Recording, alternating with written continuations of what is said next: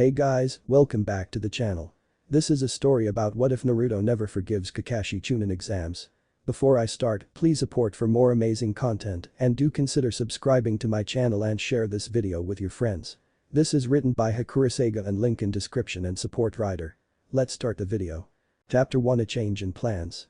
Naruto runs to the hospital and finds Kakashi waiting in the hallway of the hospital. Hey, Kakashi-sensei, I was wondering you could help me train for the exams.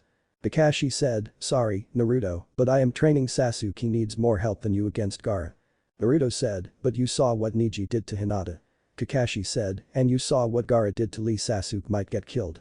Naruto said, and so will I. Can you just give me a scroll to help me out or something? Kakashi said, look, Naruto, I can't train you because I don't have any time to do so. Sasuke has a better chance of winning against Gaara than you with Neji. You can't control chakra, your jutsu is limited to academy jutsu and a B-rank ninjutsu, your taijutsu sucks ass, and your jinjutsu is non-existent. Sasuke has a variety of kaiten jutsu, the Sharingan, his clan taijutsu and a few jinjutsu, all which I can help him with. Naruto shook in anger, so that is it, ha, he whispered. Kakashi said, you have no talent whatsoever and I can't have my reputation being sullied if you lose against Neji. That is when Naruto chose to snap and his killing intent rose through the roof, making Kakashi look at Naruto. Needless to say, Naruto was mad. No, he was pissed. So that is how you feel, huh, Haddock? Kakashi flinched at the way Naruto spat out his surname, Naruto, calm. Naruto screamed, calm down, don't you dare tell me to calm fucking down, Haddock. After all I have done for this team, who was the one who saved your ass when you got captured by Zabuza? Not Sasuke, me. Who was the one who defeated Hakusen? Not Sasuke, me. Who was the one that stood against Orochimaru instead of cowering like a little bitch? Not Sasuke, me. You can't even stick to your goddamn motto, those who break the rules are trash, but those who abandon their comrades are worse than trash. Kakashi said, Naruto, Naruto said, don't call me that like you know me, Haddock, from now on, you will address me as Uzumaki. Suddenly a lady perked up at the last name, Uzumaki, wasn't that the last name of my mother-in-law, Kushina? And that face, he looks like the Yondaime. Wait a minute, those bastards on the council lied to me. My fiancé is alive, and that bastard Haddock brushed him off for an Uchiha brat. Naruto continued his rant, and another thing, you are no goddamn teacher, hell I bet closet pervert can teach better than you. What kind of sensei gives personal training to one of his students and leave the rest to fend for themselves? We could have died in the exam against Orochimaru because of your blatant worshipping, you son of a bitch. Kakashi said sternly, Naruto, that is no way to talk to your sen. Naruto said, sensei. You have no right to have that title. All I see is an Uchiha cocksucker. You know what? I am done with this. I am done with this team, you, Haruno and Uchiha. Kakashi said, nah. Naruto said, fuck you, Haddock. I will never talk to you again. I respected yo, but now I see what I mean to you, you asshole. Go ahead and let the Uchiha fuck you in the ass. Naruto stalked off from the hospital while nurses and doctors parted the way in case Naruto would try to lash out. Kakashi, being the dumb fuck, tried to stop Naruto, who grabbed his wrist and spun on his heel with a kunai in hand and sliced his Icha paradise in half. Never ever put your hands on me again, Haddock, or I will kill you regardless if you are my father's student. Kakashi was too much in shock to notice that Naruto knew about his heritage because partially of his book and Naruto's new appearance. Naruto was a bit taller and his once cerulean eyes were a dark indigo and slitted. His hair was not spiky but down with a few bangs over his forehead and some of his hair was wrapped in a ponytail that ends at the end of his jacket. Naruto didn't care and just walked on, not noticing that his unknown fiancé was following him. Horace Kyuubi said, you know, kid, he saw your appearance because your anger disrupted the jinjutsu you placed on yourself. Naruto said, like I give a damn about what he thinks. All he cares about is little Uchiha and his damn perverted book. Kyuubi said, well, it was a good thing, I was getting tired of you playing the charade and take off that damn mask. Naruto said, it worked, didn't it? I was lucky enough that I was knocked out when I fought Orochimaru after when Hakusen died. I swore that I will get stronger and you helped me there, Kyuubi. Kyuubi said, it was nothing, at least I can get some kind of freedom in your mind. I was getting cramped in that cage of yours. Someone is coming and whoever it is has a large amount of chakra. Naruto nodded and voiced, whoever you are, come out. Suddenly a young woman in her early 20s came out from behind her hiding spot. She wore a dark blue garment over a webbed mesh bodysuit. Her hair had a rusty red shine to it and her eyes were jade. Her luscious lips were covered with blue-colored lipstick. The woman said, my, and I thought you were cute before, now you are just delicious. Naruto asked, not minding that you are practically raping me with your eyes, but who are you? The woman said, I am Mei Terumi, the Goddess Mizukage and your fiancé. Naruto said, FF fiancé. Mei nodded slowly and Naruto fainted from shock as Kyuubi started to laugh his head off. 15 minutes later, Naruto woke up to feel someone caressing his hair softly like a lover should. The Jinchuriki's eyes slowly fluttered open and he was looking at Mei, who was humming softly with his head between her legs. Then she looked down and said, "Oh, you are awake." Naruto said, "So I am your fiancé, huh?" Mei nodded, "I noticed that you called yourself Uzumaki when you were chewing your bastard of a sensei out." Naruto growled as the thought of Kakashi popped up in his mind. "So you are the Yandame's son?" The Jinchuriki nodded and his eyes softened as he met her jade eyes. "Yes, I am. I don't know how the hell nobody noticed that I look like a carbon copy of him." Mei giggled, "Not exactly, those whisker marks of yours will throw everyone off, but not me, besides it gives you an exotic look to you." Her hand brushed against his cheek and Naruto felt a jolt shot up his spine. Naruto sat up, looking at Mei, and Kyuubi said, "Damn, your father got you something good for a change." Naruto said, "So you being sealed within me is a bad thing?" Kyuubi said, "Besides me, but back to her goddamn, you are getting some ass tonight." Naruto blushed as he said, "Shut up, Hiro Kyuubi." Kyuubi said, "I am a fucking demon, I have a right to be perverted, damn it." Mei said, "Oh, is my little Naru-chan being perverted?" Naruto said, "No. I just think that you are very beautiful, that is all."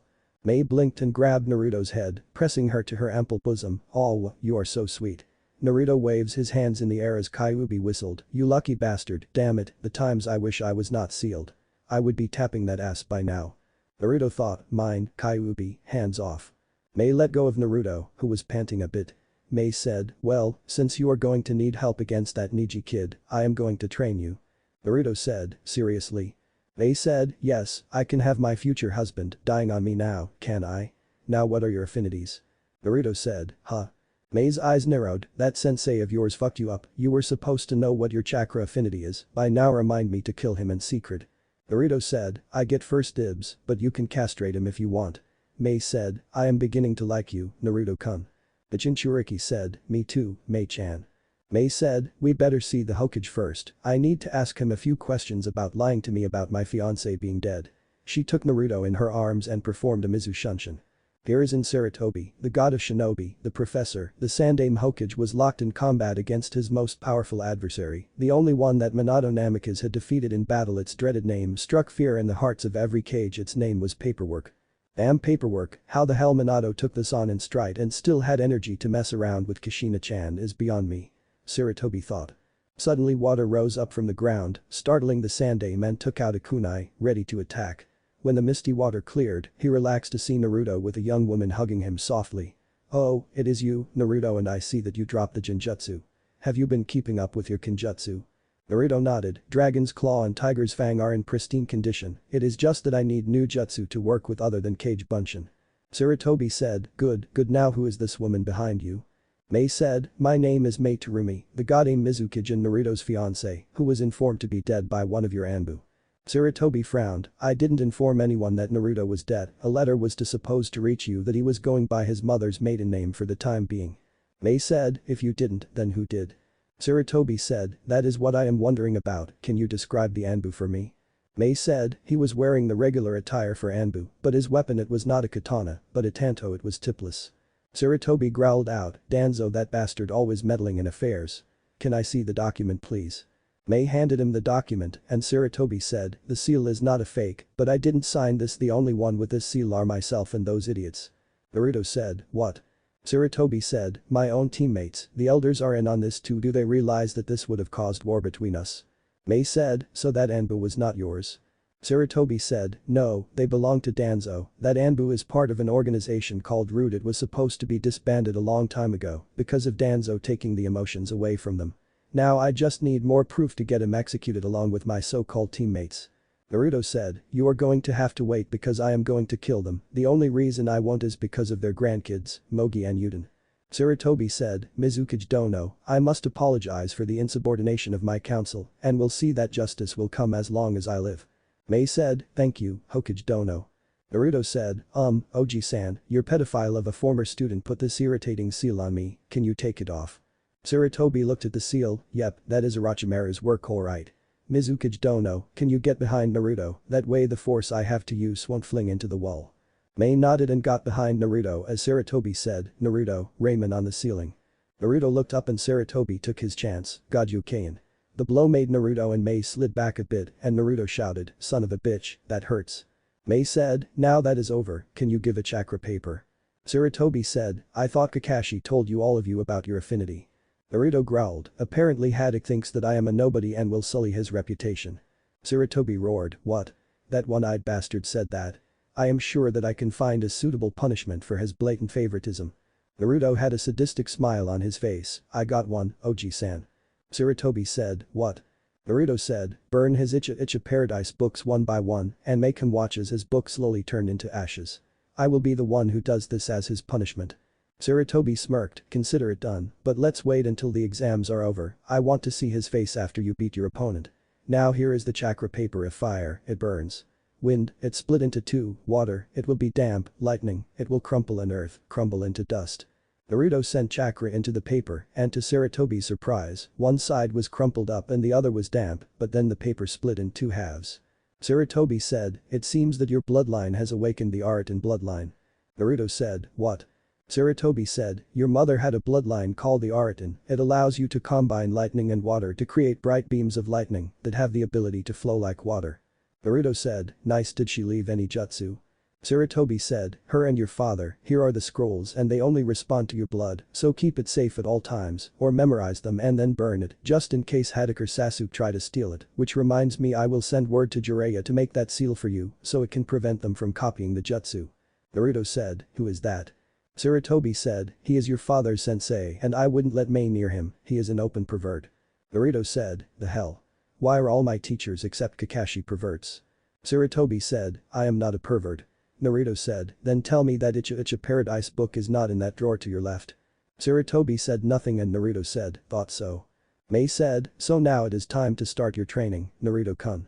Sarutobi said, "Yes, I have to defeat this thing." Naruto said, "Hokage, I don't see how that you can't use Kage Bunshin to do it." Mei and Sarutobi both blinked at Naruto and both of them glumped him, "Thank you so much. My future husband has told me the secret of beating paperwork." Naruto said, "Oji-san, Mei-chan air." They let him go and Sarutobi said, "Thank you so much, Naruto, just for that, I want you to have this." Sarutobi took out a pass and gave it to Naruto. "This is a Sannin pass, which allows you go anywhere, now get out of here, so I can defeat my arch enemy." Naruto shook his head and walked out of the tower with Mei as Sarutobi giggled in insane laughter. "Forest, now before we do anything, I have a hunch that you need a summoning contract," Mei said. Naruto said, "Summoning contract?" Mei said, "It allows a person to summon an animal ally when you have a sort of problem. I have one that needs a suitable person and I think you are it." Mei bit her thumb and summoned a chameleon. The chameleon opened its mouth and released a large scroll that had a white sea serpent on the scroll. "This is the mythical Yamada contract, it has a variety of animals in this contract. In terms of strength from weakest to strongest are the crocodiles, the Komodo dragons, the sea serpents, they prefer the term water dragons, and finally the hydra. The boss is the Yamada no Orochi, it doesn't like to be angered so whatsoever don't anger it at all." Naruto nodded and opened the contract, he bit his thumb and signed it. After that, Naruto did the hand signs for summoning and was sucked up into a dimension. He fell on down and got up to see that he was in a vast plain with a lake nearby. "Where am I?" Naruto asked. Suddenly something in the lake burst from its surface and Naruto watched as 8 heads appeared from the lake. The creature had black scaly skin and green slitted eyes, it looked down at Naruto and one of its heads went down to Naruto.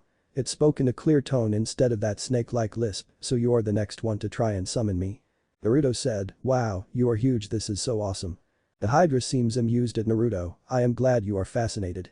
Naruto said, "I wanted to see if I could be your partner in this contract, Yamada no Orochi." The Hydra said, "Just call me Yamada, now let me honor the deal. You seem respectable unlike the others." Naruto said, "What others?"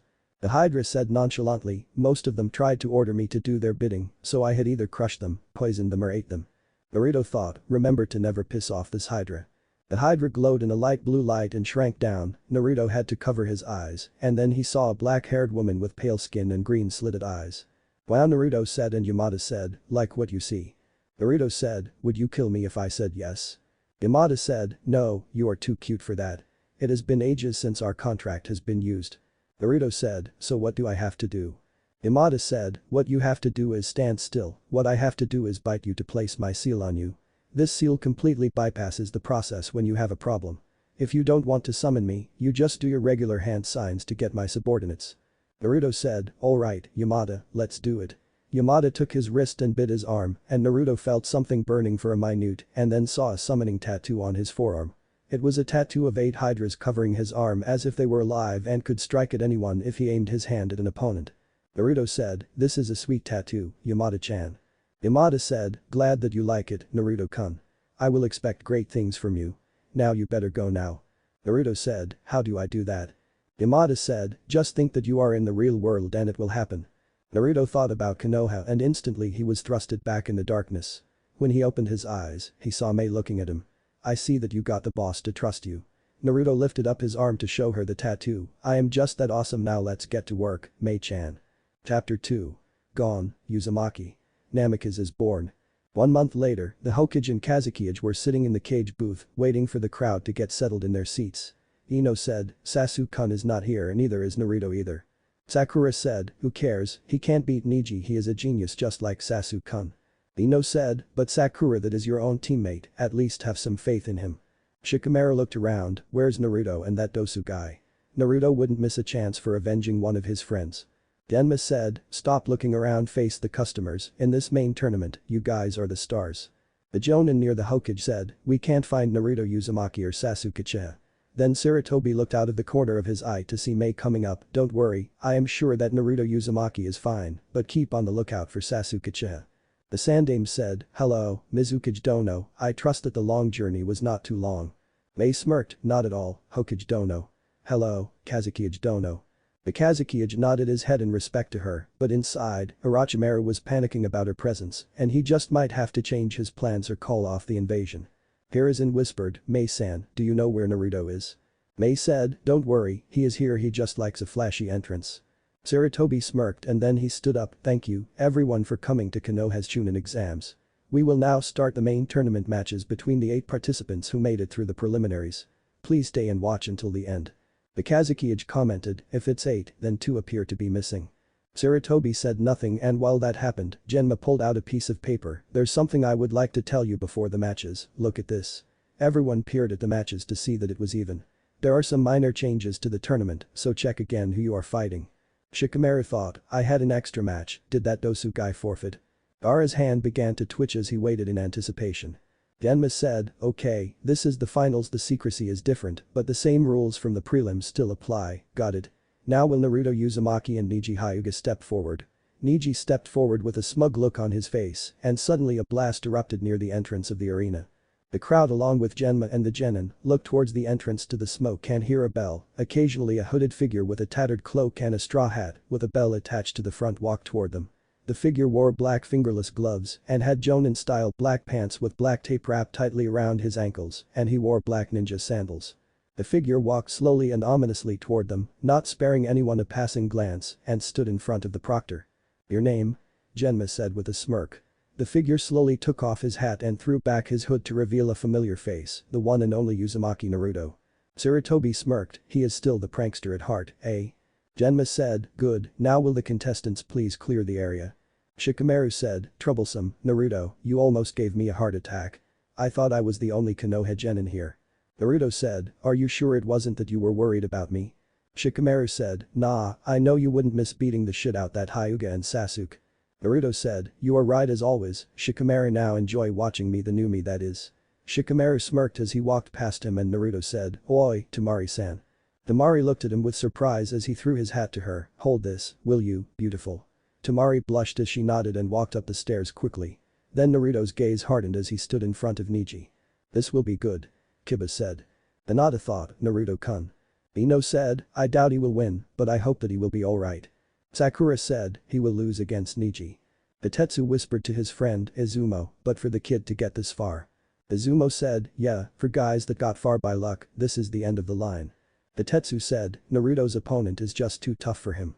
Izumo said, "He can't beat the Hyuga clan." Kiba smirked, "Yeah, I thought that at first, but when things come to Naruto, you are bound to be surprised if you underestimate him."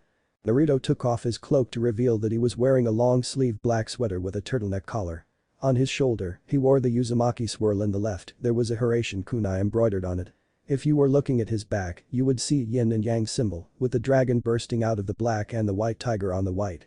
He also held dragon's claw on his back and tiger's fang on his right side. So you had been taught in Kenjutsu that and your new wardrobe would save you. Niji said. Naruto said, can you shut up so I can kick your ass for hurting Hinata. Niji slipped into his stance and said, it will be fun to watch you fall in despair when you face reality. Naruto said, there is no reality in this match, there is only fantasy, a lot of things can happen in fantasy until someone decides to make it a reality. That would be me with you lying at my feet. Niji glared at Naruto and in the stands, Hiashi said, watch closely, Hanabi, there isn't another who has received such thick blood. Hanabi answered, yes father. Naruto made a kage bunshin and gave him his swords to carry and the bunshin saluted and proceeded upstairs. What? You are not going to use them? Niji said, have you realized that you can't win? Naruto said, Kami, do you ever shut up about fate, reality or what? Has your father been feeding you that fate bullshit? Niji's eyes widened in rage, never speak about my father that way. Naruto said, oh. We have a daddy's girl. Niji said, I am not a girl. Naruto said, with that long hair, anyone can mistake you for one hell, even that pretty girl on your team can what's her name, Tenten. I bet you two do each other's nails, hair, shop for clothes. Niji charged at Naruto, who started to dodge, shut up. Naruto said, you know, I don't like your type, Niji, you are really not the type for me. I mean, I like girls that do have breasts, but I will tell you what, I will try to hook up with my teammate Sakura, since Sasuke is gay, alright. Everyone's mouth dropped at Naruto's comments, he was questioning Niji's sexuality and Sasuke's sexual preference, furthermore he just called his crush a man. Kiba thought, well, he is kind of right, but I always knew that Sasuke was gay. Sakura is boobless, so she could be a he, and Niji has long hair, I admit at first I thought he was a girl. Sakura was shocked at Naruto's insult and shouted, Naruto, you take that back. Naruto said, hey, Haruno, shut the fuck up. Sakura was stunned, Naruto have never talked to her that way. Naruto said while he was dodging, you can try to hit me later, keyword try. I am not your punching bag anymore, so do me a favor, zip that mouth of yours and shut up. I am trying to concentrate here since Niji-chan is trying to cop a feel on me, damn it. The Mizukage, Hokage, most of the Chunin and Jonin along with the Genin including Ino, were laughing their asses off at Naruto's antics. Niji became enraged and tried to hit him, hold still, asshole. Naruto said, no, then you will try to rape me, I rather have Temari-chan do that since she is cute anyway. Temari blushed even further as she unconsciously hugged the hat closer. Niji tried to hit him with various strikes until Naruto caught his wrist, well, I have fun toying with you, but now I promise Hinata to kick your ass, so let's get it started. Niji used his other hand to strike at his face, but Naruto ducked and sent a punch to Niji's stomach. The Hyuga genius coughed up, but Naruto then sent an elbow strike Muay Thai style to Niji's chin. Niji staggered back as Naruto sent a jaw-shattering haymaker to his cheek. Niji lurched to the left and then Naruto's fist twisted, making Niji go flying into the wall. Niji pulled himself groggily out of the crater and faced Naruto, and then the genius threw shuriken and kunai at Naruto.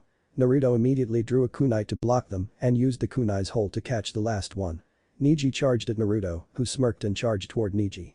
As Niji sent a palm strike, Naruto jumped and sent a knee strike to Niji's nose, breaking it and making blood come out of his nose. Niji looked up to see Naruto kick him in the torso, then the Jinchuriki ran up on the wall to kick Niji in the side of his head. Niji saw stars as he fell to the ground and everyone especially Hiashi, Hanabi and Hinata was shocked. Niji Hyuga, the genius of the Hyuga clan, the previous rookie of the year, was getting his ass kicked by the prankster and dead last, Naruto Uzumaki. Naruto grabbed Niji's head and started to send knee strikes to his opponent's stomach, then Naruto pushed him and Niji sent a strike, Naruto grabbed his arm and flipped him on his back, then he grabbed his jacket and pulled him toward him. Naruto fell on his back and put his leg up to push Niji on his back again. Naruto got up and grabbed the back of his jacket and flung Niji to the ground once again. Niji coughed up blood and Naruto smirked at him, giving him the gesture come on. Niji foolishly got up and Naruto began to beat Niji mercilessly. Niji thought, what is going on? He was never that fast before and he is effectively countering my strikes. He went so far to humiliate me and anger me to the point that I struck blindly. How is this possible? Naruto went in a boxing frenzy and occasionally swung his fist in a windmill motion to confuse Niji as he struck with his legs or fists. Naruto punched Niji in the right side of his face, breaking his jaw, then he jumped up and kicked him in the torso and sent his last kick to the left side of his head, making Niji flying to the ground on his back. Niji tried to get up but he was in too much pain. You see, now my fantasy has become my reality, you are lying at my feet, aren't you? Niji groaned and Naruto continued, you know, Hinata could have beaten you without moving using that curse seal of yours. Niji's eyes looked at Naruto, and the Jinchuriki said, yes, I know about the cage bird seal, and about your father's sacrifice. Hinata loves you, she respects you, she would give anything to be just like you, well, except the stick up your ass though. All she wants to do is to help you with her dream is get rid of the seal that has torn your family in two. Plus don't you think that your father would have left something explaining his reason for losing his life? Niji said nothing, but thought for a moment about it. Naruto said, your father Hisashi Hyuga gave his life to protect his family and you, Niji he would have left his will to the one he trusted the most, your uncle, Hiashi. You believe in all of that fate shit? Ha. Fate is non-existent in the world of ninja. Everyone thought that Lee couldn't last against Gaara, but he was the first one to be able to land a hit on Gaara. Everyone thought that Hinata would give up, but she hung on even though she was coughing up blood. People like you who look down on others because they don't think that they can defeat them makes me sick. You are almost like the Uchiha clan, and that is saying something. Now let me tell you about me. I have been shunned and beaten all my life for something that I had no control over. I failed the Genin exam 3 times because of one jutsu that you have seen me used over and over. That is right, the Bunshin no jutsu was my weakest jutsu. Naruto paused and continued, until then, a chunin decided to gain power by using me to steal the forbidden scroll, and through my naivety, I did so. Through the stupidity of the chunin and the words of a man that I consider as a father, I learned a bit about myself and was able to defeat that chunin with my weakest jutsu. Later on, my Genin team got our first C-rank mission, and when it found that Client Light and Kiri Chunin attacked us, I froze up and Uchiha had to save me. I promised myself that I wouldn't let that happen again. When Haddock was captured, I took the time to save his ass with a plan that I concocted on the spot with Uchiha. After that, we faced the Jonin and his apprentice again. His name was Abusa Mamachi, the deceased demon of the mist. Uchiha faced against Haku, and I joined him until Sasuke took a fatal blow for me. In my anger, I defeated Haku. Trust me, you don't want to see me pissed off. Later, I was able to shatter Zabuza's heart and saw the true Zabuza before he was betrayed by his client and tore through thugs before he killed his own client and died. Now then the Chunin exams came. To tell you the truth, I BS'd the written exam and practically turned in a blank exam, which I am sure made Ibiki chuckle a bit. Then the second part we happened to get separated and I met an interesting animal, a giant snake, and needless to say, the snake ate too much and exploded into parts. After that, I met a gay pedophile. His power was way stronger than mine. Haruno was useless as always. Uchiha to my surprise got scared and started being a. Never realizing that the bastard didn't want the scroll, but just wanted to kill. I was the one who fought him until she knocked me out. Next, my match with Kiba. I never thought that I would beat with that incident, but it was effective that much, but the match proved that I am not one to be underestimated at all. So all that fate crap you keep spewing out of your mouth, erase it all, because for one, Niji, you are not a failure. Genma said, winner. Naruto Uzumaki. Ino said, wow, I can't believe that Naruto beat Niji. Denton thought, I can't believe Naruto actually beat Niji, and he called me cute too. Mei thought, he is calling out his harem, nice choices, but I get first dibs on his virginity. Bitetsu said, that kitty has changed a lot. He actually made Niji get sloppy and beat him into submission. To add insult to injury, he defeated him only using Taijutsu, definitely Chunin material. Izumo said, that is right, he did show qualities of a Chunin. Naruto grabbed his tattered cloak and put it on himself, then he made a half-ram seal and shunshin up next to Shikamaru. How did I do? Shikamaru said, that was perfect, Naruto. Then Tamari said, here is your hat, Uzumaki-san. Naruto said, thank you and please call me Naruto Tamari-chan. Shikamaru said, wow, Naruto, aren't you bold? Naruto said, yes, I am. You better be careful or else Ino might be coming after me. Shikamaru blushed a bit and Naruto teased, oh, does Shika have a crush? This is too good to pass up. Shikamaru said, shut up, Naruto. Naruto said, don't worry, Shikamaru, I won't take Ino, I prefer Tamari here over her. Tamari's face took on a reddish hue as Naruto had been flirting with her shamelessly. Naruto said, now if you will excuse me, I have to see someone for a moment. Naruto shunshin to the cage booth, hello, Hokage-ji, Kazuki Dono, Mizukage-chan, did you all enjoy my match? Mei said, that was an excellent match, Naruto-kun. You have definitely improved a lot. Naruto said, I am glad that you approve of my match. The Kazuki said, it was most interesting, Naruto-kun. You will go far if you continue this, keep it up. Naruto stiffly bowed to the wind shadow and said, thanks, Kazuki Dono. The Hokage said, now, Naruto, please wait with the others and enjoy the entertainment. Naruto nodded and did a Mizu shunshin. Well, Raito came to the Hokage's ear, Sasuke Uchiha is still not here. Do you think that Orochimaru has got him? Tsurutobi said, we have no choice. As the rules apply, Sasuke Uchiha will be disqualified. The Kazuki sighed, Hokage Dono, I implore you to let Sasuke Uchiha fight. Raito said, I beg your pardon, but someone who doesn't show up on time doesn't have what it takes to be a chunin. The Kazakage said, but most of the audience here came to see this exciting match. The Mizukage said, Kazakage don't know, those who are late are cowards. If this was a battle between Konoha and another country, and if Uchiha's team was late to help take over an important post, the ones fighting will die, and the whole country would fall all because of one little mistake. Tsurutobi said, she is right, Kazakage don't know. I can't show favoritism to any of my ninja, I have to treat them individually. Raito, give them the message that Sasuke Uchiha had been disqualified. Raito nodded and the Kazakage Orochimaru cursed inwardly, damn that woman, the invasion has been compromised, damn it, I have to call it off. The Kazakage made a discreet hand sign to call off the attack and Kabuto saw it and just stood there, observing the match. Genma said, due to him not being on time, Uchiha Sasuke has been disqualified from the match, therefore Gaara is declared the winner by default. Sakura screamed, what?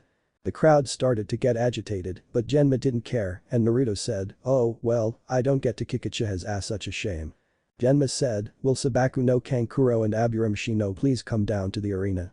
Kankuro thought, without Sasuke, the plan just basically went down the drain, I might as well fight to get the entertainment. The two faced each other and got into their stances as Genma said, okay, the third match. Shino Aburame vs Sabaku no Kankuro, fight. The Aburame and Sunanin jumped back to give them some distance, then Kankuro slowly reached for his package, Kugutsu no Jutsu. He pulled the strap and the bandages fell to reveal Karasu, clicking ominously.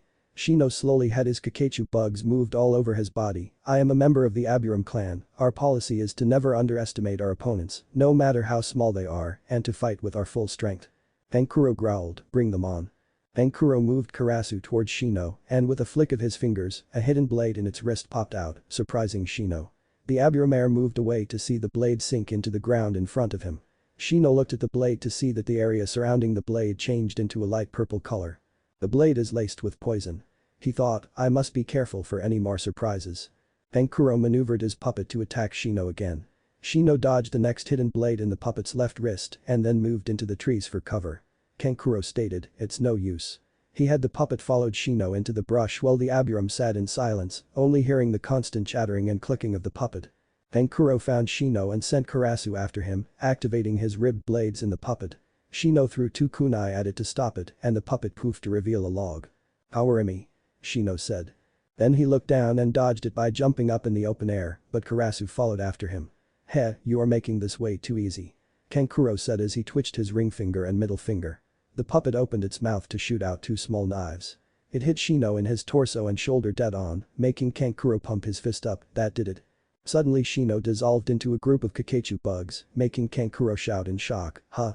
Those bugs again. Kankuro's eyes widened as he felt a presence behind him.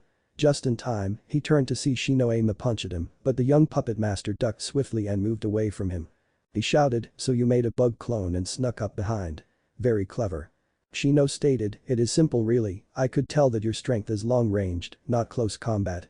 Furthermore, you have to focus all of your chakra and attention to control that little puppet of yours, which leaves your defense wide open. Kankuro smirked, thanks for the tip, but I am just getting started. If you think that it's the extent of my deadly ninjutsu, then you are in for a real treat. You haven't seen half of what Karasu can do. So far, he has been playing it safe. Kankuro reactivated his chakra strings and made Karasu open his elbow joints. Shino backed up in surprise as little purple balls of poison fog were blasted at him. Shino jumped away from the smoke and then suddenly felt weak, ugh, must have inhaled some of the poison smoke. Meanwhile the attacker hides in waiting for the poison to take effect. Shino ran to the tree for cover and Kankuro smirked as he saw Shino panting heavily due to the poison's effect, the poison is slowly spreading through his system, now it is time to end this. The puppet shot forward and came up behind Shino, it activated its hidden blade, Shino turned around only to be slashed by Karasu, but the Aburame turned out to be another bug clone. These damn bugs, he should even be moving with that poison in his body. Kankuro thought as he tensed up, searching for a sign of the Aburame. Then he found him, hiding under the tree branch, ah, there you are. Allow me to put you out of your misery. Kankuro flicked his fingers only for the puppet to creak and resist his commands, what is going on? What is wrong with it? He thought. Then he noticed some bugs crawling in and out of the joints. Shino said, it's no use, you can't move it now, I ordered the bugs to jam every one of its joints. Kankuro thought, so that was what he was after, he wanted me to attack him so he can get Karasu to stop moving. Now those creepy crawlies are going after my chakra strings, I forgot that those things eat chakra and the strings are leading them right to me. Ankuro snapped his connection and fling it, making the chakra strings flicker in random directions to confuse Shino of his location. He severed the strings himself. Damn, so close. Shino thought as his eyebrows furrowed. Then the Aburam moved from his location and Kankuro detached ahead. What a sucker, he doesn't know that I can re-establish connections to my puppet quickly, which is why I am an expert puppeteer. And so what if you took out Karasu's body? I don't need it, since every part of him is a lethal weapon. Karasu's mouth opened to reveal a large needle dripping with poison. Looks like you underestimated me, bug boy. For the last time, that poison is enough to knock out an elephant. You're finished. Shino gritted his teeth as he faced the needle head-on, but suddenly the head stopped inches above his forehead and dropped to the ground. What? But how did he? Kankuro began to think until he felt something crawling on his hand. He looked down to see the beetles all over his hand. His beetles, they are eating the chakra strings right at the source. Kankuro broke his cover, screaming as bugs slowly covered his body. But I don't understand, I made sure to cut the strings before they could find me. Shino replied, to answer your question, you were so worried about the beetles in the front that you never noticed the ones approaching you from behind. All this time they were converging to the beacon on your headband. Kankuro said, to my what? Shino said, when I swung at you earlier, I purposefully missed to plant a beetle on your headband, a female beetle, which lets out pheromones so the males can pick up the scent and converge on it like a homing beacon. Kankuro looked up on his headband, so this beetle on my hit I ate is a. Shino said, correct, a female beetle. Then Shino dropped to the floor and Genma said, due to double knockout, neither Shino Aburam nor Sabaku no Kankuro advances. The medics got Kankuro and Shino, who needed more treatment for the poison, but Kankuro gave them a fast-acting antidote discreetly and Kankuro was given a solider pill. Genma said, now the fourth match, will Shikamaru Nara and Sabaku no Tamari please come down? Tamari swung her fan and rode the wind current down, while Shikamaru took his time to walk down the stairs. Ready? Fight. Genma shouted. Shikamaru just jumped back and leaned against the wall, while Tamari ran after him and swung her closed fan like a club. Smoke billowed up, but Tamari looked up, realizing that she missed, and Shikamaru was leaning against the wall. You know I really don't want to fight, but I will not lose against a girl. Tamari smirked, you mean you don't want to lose in front of Ino, right? Shikamaru said, right, just the same as you don't want to lose in front of Naruto. Tamari said, shut up. She shouted, swinging her fan, ninpu. Kamitachi no jutsu. The wind blew harshly in the arena. Tenten thought that move was the one that knocked my attacks away. Suddenly a shadow line appeared, rushing toward Tamari, who moved quickly backwards until the shadow started to shrink. Heh, there is a limit to how much you can shrink, stretch or change your shadow, isn't there? You can't stretch it any further than your normal shadow surface area, no matter how you change it. Tamari said, figuring it out. Shikamaru chuckled, that's right. Tamari then closed her fan and measured the distance, 15 meters and 32 centimeters. He can use other shadows, but he can't control them, so he is using the shaded area to increase his length. But unfortunately, no matter if he goes to the edge, the length will be the same. Kankuro said, Tamari is better at long-range fighting, this match is over. Shikamaru crouched and formed his thinking pose. Kurenai asked, what is that? A hand sign. Asuma said, no, it is a habit of his when he is a spot, he does this when he is in a shogi match. Kurenai said, this is not a shogi match. Asuma said, true, but in ancient times, it said that shogi was used to plot strategies. I did an IQ test to mess with him, and what I found was startling. His IQ is over 200, he's a freaking genius. Kurenai said, but his grades were worse than Naruto's. Asuma said, you are not seriously judging them on grades, right? Or have you forgotten that Naruto basically beat the shit out of Neji? Shikamaru once told me that they were too easy and he was too lazy to write the answers down. Shikamaru's eyes snapped open and Asuma announced, he is done with his strategy, now the fun begins. Tamari commented, so it looks like you are finally getting serious now. Ninpu. Kamitachi.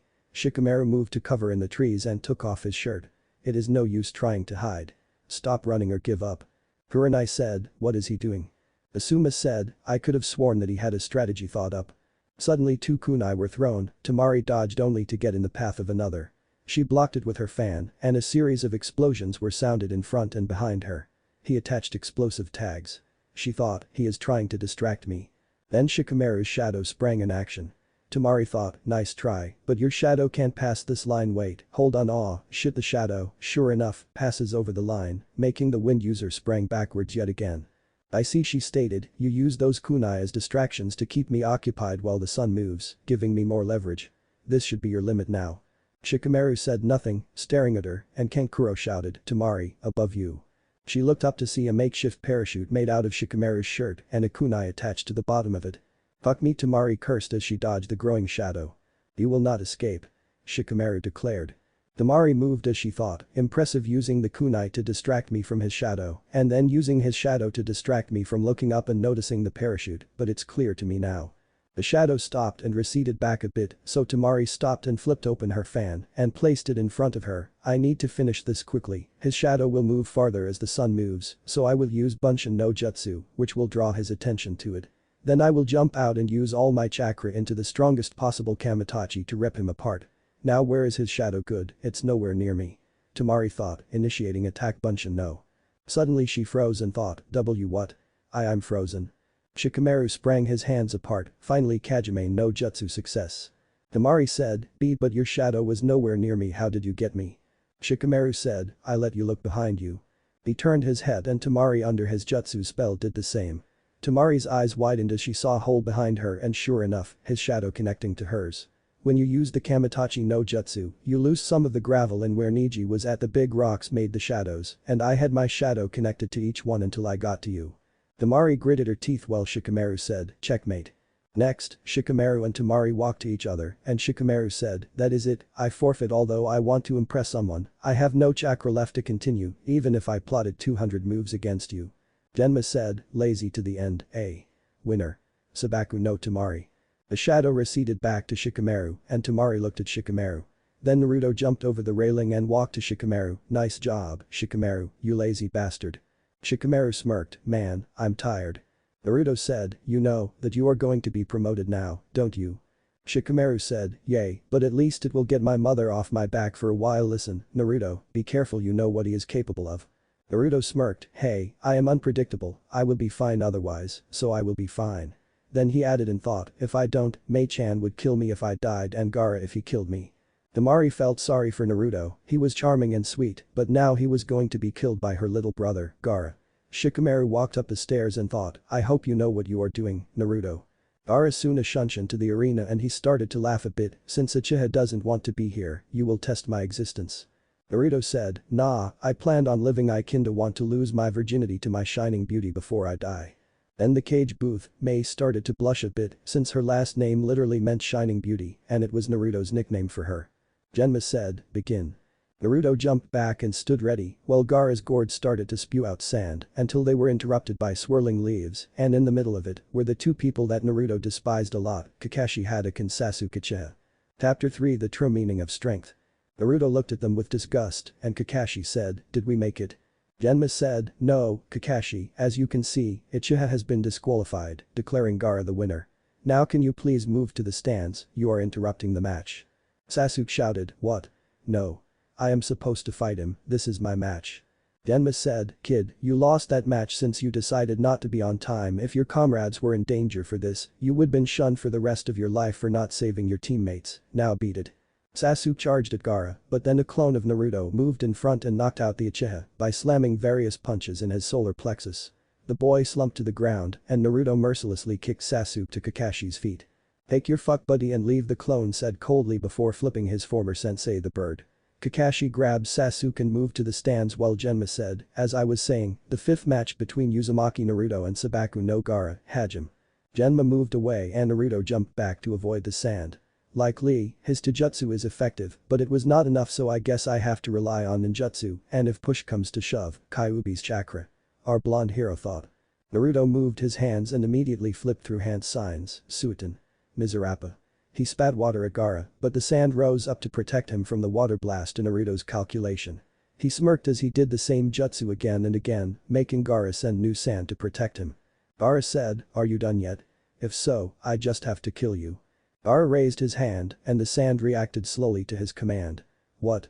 Gaara said. Naruto said, "You have never been to a beach, have you? Sand is not soluble to water but reacts to make clumps when it is mixed with water. Since you control sand, water is your weakest element against your defense, and since all of your sand is wet."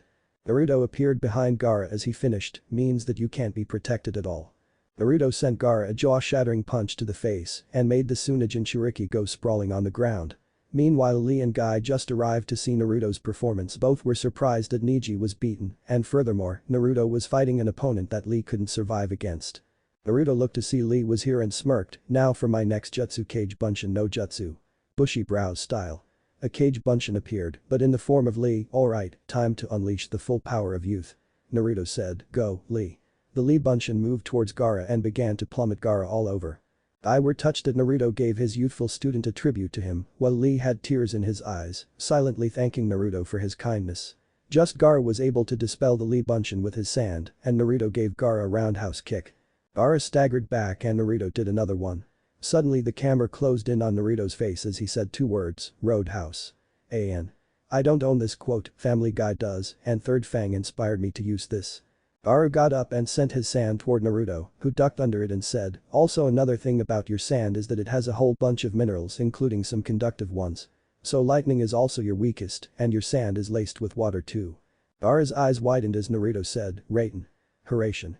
Gaara screamed in pain as Naruto tapped the gourd on his back and electricity coursed through the Tsunade Jinchuriki's body. The boy fell to the ground, panting, and Naruto said, "Gaara, please give up." Gaara said, "No, you will not take my existence away from me." Gaara's gourd slowly started to merge with his right side, and then Naruto was staring into two different eyes. One was Gaara's teal eye, and the other was Ichibi no Shikaku's eye, which was amber with an inverted star and 4 points in each corner. Naruto said, "Okay, this might be a problem." Gaara shot forward and Naruto barely had time to duck from the blow. When Naruto looked at Gaara, he saw that a huge section of the wall was torn asunder. "Damn, if I don't do something I am going to die really quickly." Gaara roared at Naruto, "Are you afraid, Uzumaki Naruto?" Naruto shouted back, "Am I? Hell yeah, but it is not going to stop me from beating you senseless. If I don't, you will just hurt other people, and I can't let that happen." Tajuu Kage Bunshin no Jutsu. The horde of clones filled the arena and jumped at Gaara, who lifted his Shukaku arm and shouted, "Suna Shuriken." Some of the clones were dispelled, but the rest descended upon the Jinchuriki to hold him for a minute. Ariton. Ryaiza Sakasu. Beams of electricity sprang from Naruto's fingers and hit the clones along with Gaara. Smoke billowed from the wall, and Sasuke became frustrated. What is happening? Where did Naruto get that jutsu, and why is my Sharingan not copying it? The Uchiha thought furiously. Kakashi was surprised as well, that jutsu, it's oddly familiar. Gaara roared in pain and said, "This pain you are strong, Naruto Uzumaki, I return the favor by spilling your blood." Naruto looked to see that Gaara was covered with sand and looked more like the Shukaku itself. Temari thought, the transformation is almost complete. If it were to appear, everyone would die. The Kazekage thought, damn it, if Gaara transforms, the plan will be jeopardized. Naruto said, "Your eyes, you have experienced the same path as mine, Gaara. I can sympathize with you." Gaara said, "What's wrong, Uzumaki, are you so afraid of me? To fight for yourself or to fight for others? Just love yourself only. Fight for yourself, those are the definitions of the strongest." Naruto said, "You are wrong, Gaara, if you have only yourself to fight, then who will have your back if you fall? No one, you will just fall deep into the black depths of hell. Me, I have friends that support me, and I will fight for my loved ones even if it kills me." Tajuu Kage Bunshin no Jutsu. Gaara countered, "Fuitin. Mugen Sajin Tatapa." The sandy wind blew past the clones, destroying them and flung Naruto into the wall. Gaara said as he approached Naruto, "I won't kill you, but I will play with you. I wonder when you will just run away in fear, but it is not like I will let you do that." Naruto shouted, "Suitin. Mizu Kamakiri." A fast jet of water sprang toward Gaara and cut Gaara's arm, causing the Jinchuriki to scream in agony. Naruto flipped through hand signs again and shouted, "Suitin. Lekyu no Jutsu." Ice dart sprang from Naruto's mouth to fly towards Gaara, and the monster dodged them only for Naruto to appear behind Gaara. His tail tried to swipe Naruto, but the Kyuubi Jinchuriki slid under his tail and said, two words, Bunshin Daibakuha. The clone exploded and Gaara was caught in the blast. Naruto panted, "Did I get him?" As the smoke cleared, Gaara was alive, but the sand was all messed up from the blast. "How did you know that the base under my tail was the weak point?" Naruto said, "When I sent the clones in, I noticed that your back was against the wall, making a point that you were protecting some kind of weak point. Now enough chatting, time to get serious." Naruto threw a shuriken as he shouted, "Shuriken Kage Bunshin no Jutsu." The Jinchuriki thought, "Kyuubi, I am getting low on chakra, juice me." Kyuubi said, "Got it." Naruto said, "Tajuu Kage Bunshin no Jutsu." 2,000 clones appeared and ran at Gaara, who was still recovering. "Take this, Uzumaki Naruto Nisen Renden." Gaara was sent to the ground as he thought, how is this possible? Am I being defeated? Before Gaara could do anything, Naruto's fingers burned with orange chakra as he shouted, "Gajo Fuin." He placed his finger over Gaara's heart, which where the seal was located at. Gaara instantly had the sand fall off of him, and Naruto landed as he thought, phew, that was close. Good thing that Hiro-Sennin taught me that before he went all Shikaku on me. Kyuubi, damage report. Kyuubi said, you got 3 broken ribs that are healed, but other than that with a few lacerations and gashes, you are fine. Naruto said, good, that means I can play with Temari-chan for a while. Genma thought, that boy is amazing and to think they call him the dead last. Naruto looked at Genma with a smile, well. Are you going to call the match? Genma said with a smirk, winner. Uzumaki Naruto. Hiba said, go, Naruto. Ino said, amazing, he beat Neji and Gaara. Temari thought, unbelievable, Gaara was defeated. No way. Tenkuro thought, that shrimp won the match against Gaara. He shouldn't be alive at all. Sasuke said, impossible, all of those jutsu and I couldn't even copy them. What the hell is going on? Sakura thought, is Naruto actually stronger than Sasuke-kun? No way, that is impossible. What am I thinking? Of course, Sasuke-kun is the strongest, it was just a genjutsu, yeah, a genjutsu. Kakashi thought, Naruto, just how powerful you have gotten. Just then a white-haired man with a kabuki-style dress code appeared beside Naruto, hey, Gaki, I see that you have won. Naruto said, yay, thanks for saving my ass with that sealing technique you taught me, Jiraiya-sensei. Jiraiya deadpanned, this is the only time that you are going to call me that, isn't it? Naruto said, yes, probably, I still haven't forgiven you for peeping on my fiancé. Jiraiya retorted, how the hell I was supposed to know that? Naruto said, you're my freaking godfather, damn it, you are supposed to know that. Jiraiya shouted, excuse me? Your father didn't tell me anything. Naruto shouted, maybe because since you are a proclaimed super pervert, that was the reason he didn't tell you anything. The crowd looked in shock as Naruto and Jiraiya were fighting back and forth. Ino asked, hey, who is that? I said, that is Jiraiya-sama, one of the legendary Sennin, the Toad Sage. He was taught with Hokage-sama along with his teammates Tsunade and Orochimaru back then. Despite his appearance, he can actually fight the Hokage on even terms. Sasuke said, how the hell Naruto know this guy? I said, I can't answer that question either. Mei slapped her forehead mentally, those two choose the time to fight now. Orochimaru thought, son of a bitch, Jiraiya is here too. Damn it, the Mizukage, Jiraiya, Sarutobi and that boy Naruto, if I do the invasion now, I will not get out of here alive, damn it, I will kill you later, Sarutobi-sensei, just you wait. Genma said, Jiraiya-sama, Naruto-san, can we continue the matches please? Both of them looked at Genma and nodded. Jiraiya said seriously, I am glad you were able to beat Gaara, just leave everything to me now. Naruto said, good, just fix Gaara's seal, I will see to him after my match. Temari came down to face Naruto and said, I forfeit. Then she said directly to Naruto, if you can beat Gaara, imagine what you can do to me. Naruto said, plainly physically I can put you in a sex-induced coma, but I wouldn't marry that pretty face of yours. Temari said while blushing, you are an enigma to me, Naruto. Naruto said, what can I say? I am known as the #1 unpredictable ninja in Konoha. Genma said, winner of the Chunin exam finals is Naruto Uzumaki. The crowd cheered for Naruto, who smirked at this as it was ironic the pariah of the village was being cheered since he potentially just saved their asses. Sarutobi, the Kazukiya Jinmei came down to Naruto with the rest of the genin, facing him, and the old man said, thank you all for participating in this exam, now will the following please approach me as I call them. Sabaku no Temari Nara Shikamaru Uzumaki Naruto. The three called stepped forward, Temari with a small smile, Shikamaru with a lazy look and Naruto with a large grin on his face, which almost made Mei's face break into a smile. Sarutobi said, you three have shown extraordinary skills in tactical expertise, strategy, cunning and trickery. You also used the terrain to your advantage and exploited your opponent's weaknesses. Therefore it is my honor and pride to dub you three as Chunin.